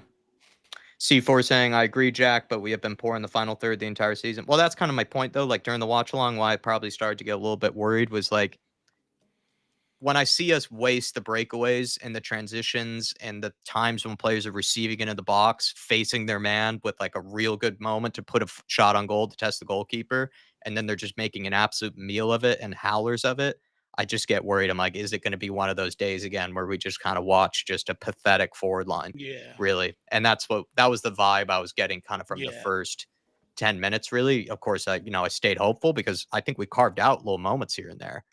But then it just, any time that you do get excited, all of a sudden you kind of just then are just groaning afterwards because they just don't make anything of the good little moments that they get. And that's why I said plenty of times, I don't really want to criticize the defense. I don't really want to criticize the midfield because they create good turnovers.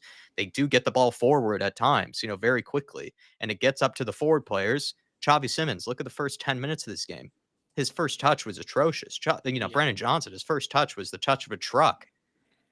And, see guys, ballooning it out of play. You see guys, looking to go for a cross. And one of those moments where Johnson, he had, what was it? He had whoever it was at the back post waiting just for an easy, just sort of ball across the penalty area.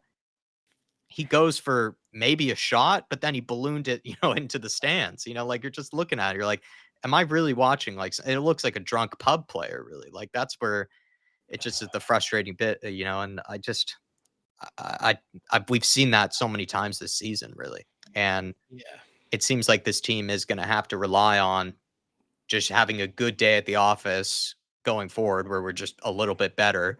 And then also we have to rely on set pieces, it seems like, too, which comes from our defenders. Like, our best goal scorers are our midfielders and are our center backs. And I think that's a damning indictment of this forward line this season. I think there were chances for guys tonight. They just didn't take them. If we had a Van de Ven up top, I wonder if we actually would have grabbed a goal tonight, really. What I will say is, when Muani gets up to speed, Kulusevski is backing up to speed, and it still looks the same, then I think it's fair to question Frank. Until then, I think you got to look at the common denominators right now.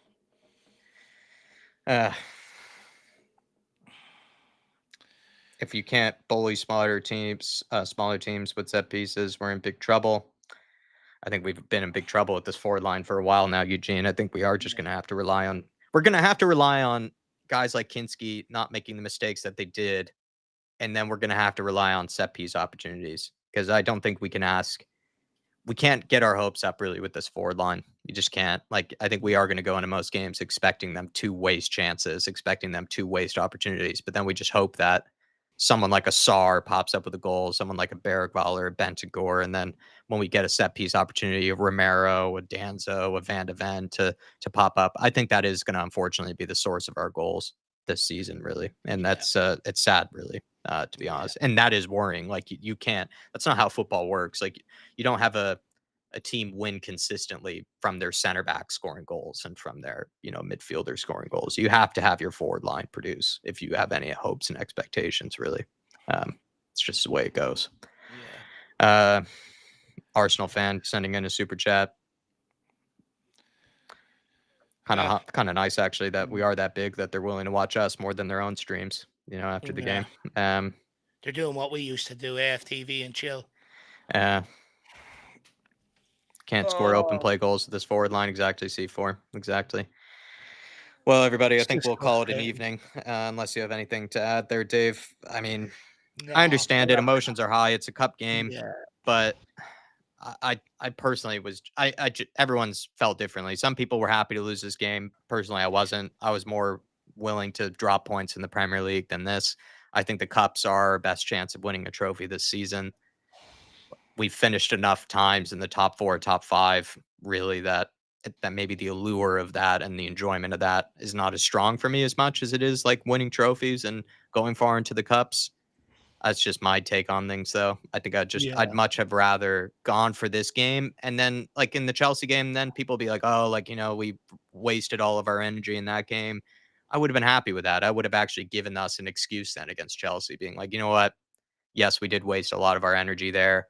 I'm not gonna be too hopeful of a win in that game." But that's just the way I see it. Other people feel differently, which is why then hopefully against Chelsea, we do win because we did rest players tonight, and If we that beat was the risk Chelsea, that we took. That was the risk that we took, I guess.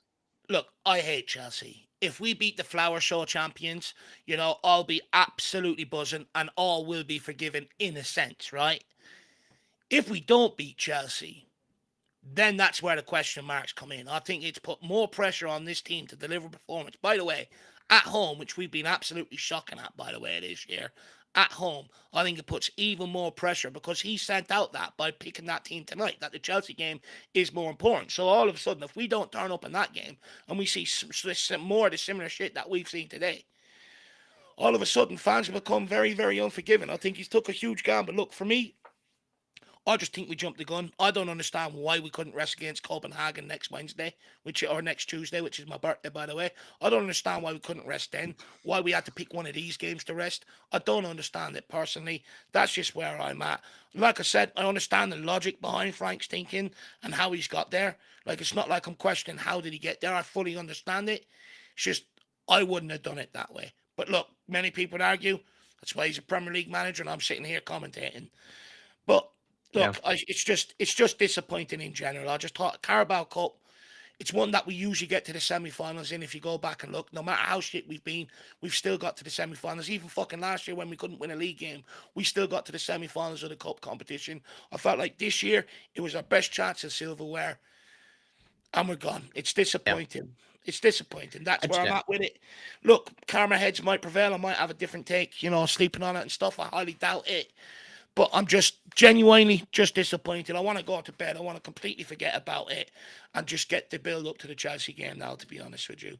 Yeah, I just think last thing I'll say is I just think there's a split. I think some people were more hopeful of a result against Chelsea than they were in this game. I think we're in the mold that we were more hopeful of a result tonight than we are in the Chelsea game. We know the situation of the squad. We know the situation of the terrible players to pick from.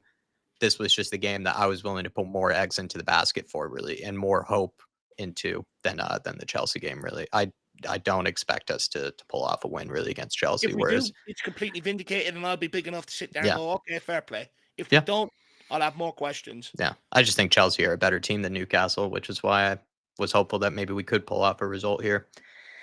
But that's just how it is. And Tyler, that's what I'm saying, man. I don't think anyone wanted to lose this game, but I was more willing to make sacrifices for the Chelsea game than I was for this game. This game Uh, was the one I wasn't willing to make as many sacrifices for. But but, other people felt differently, which is what I'm saying. I'm not saying anyone wanted to lose this game. I'm just saying that was the split. Some people wanted to make sacrifices for this game, other people didn't. And by the way, KM, I did see your comment after. I did pick that one up wrong. I do apologise to you on that regard. I was just in the heat of the battle, trying to tell Tyler and King Hobble about their nonsense this evening.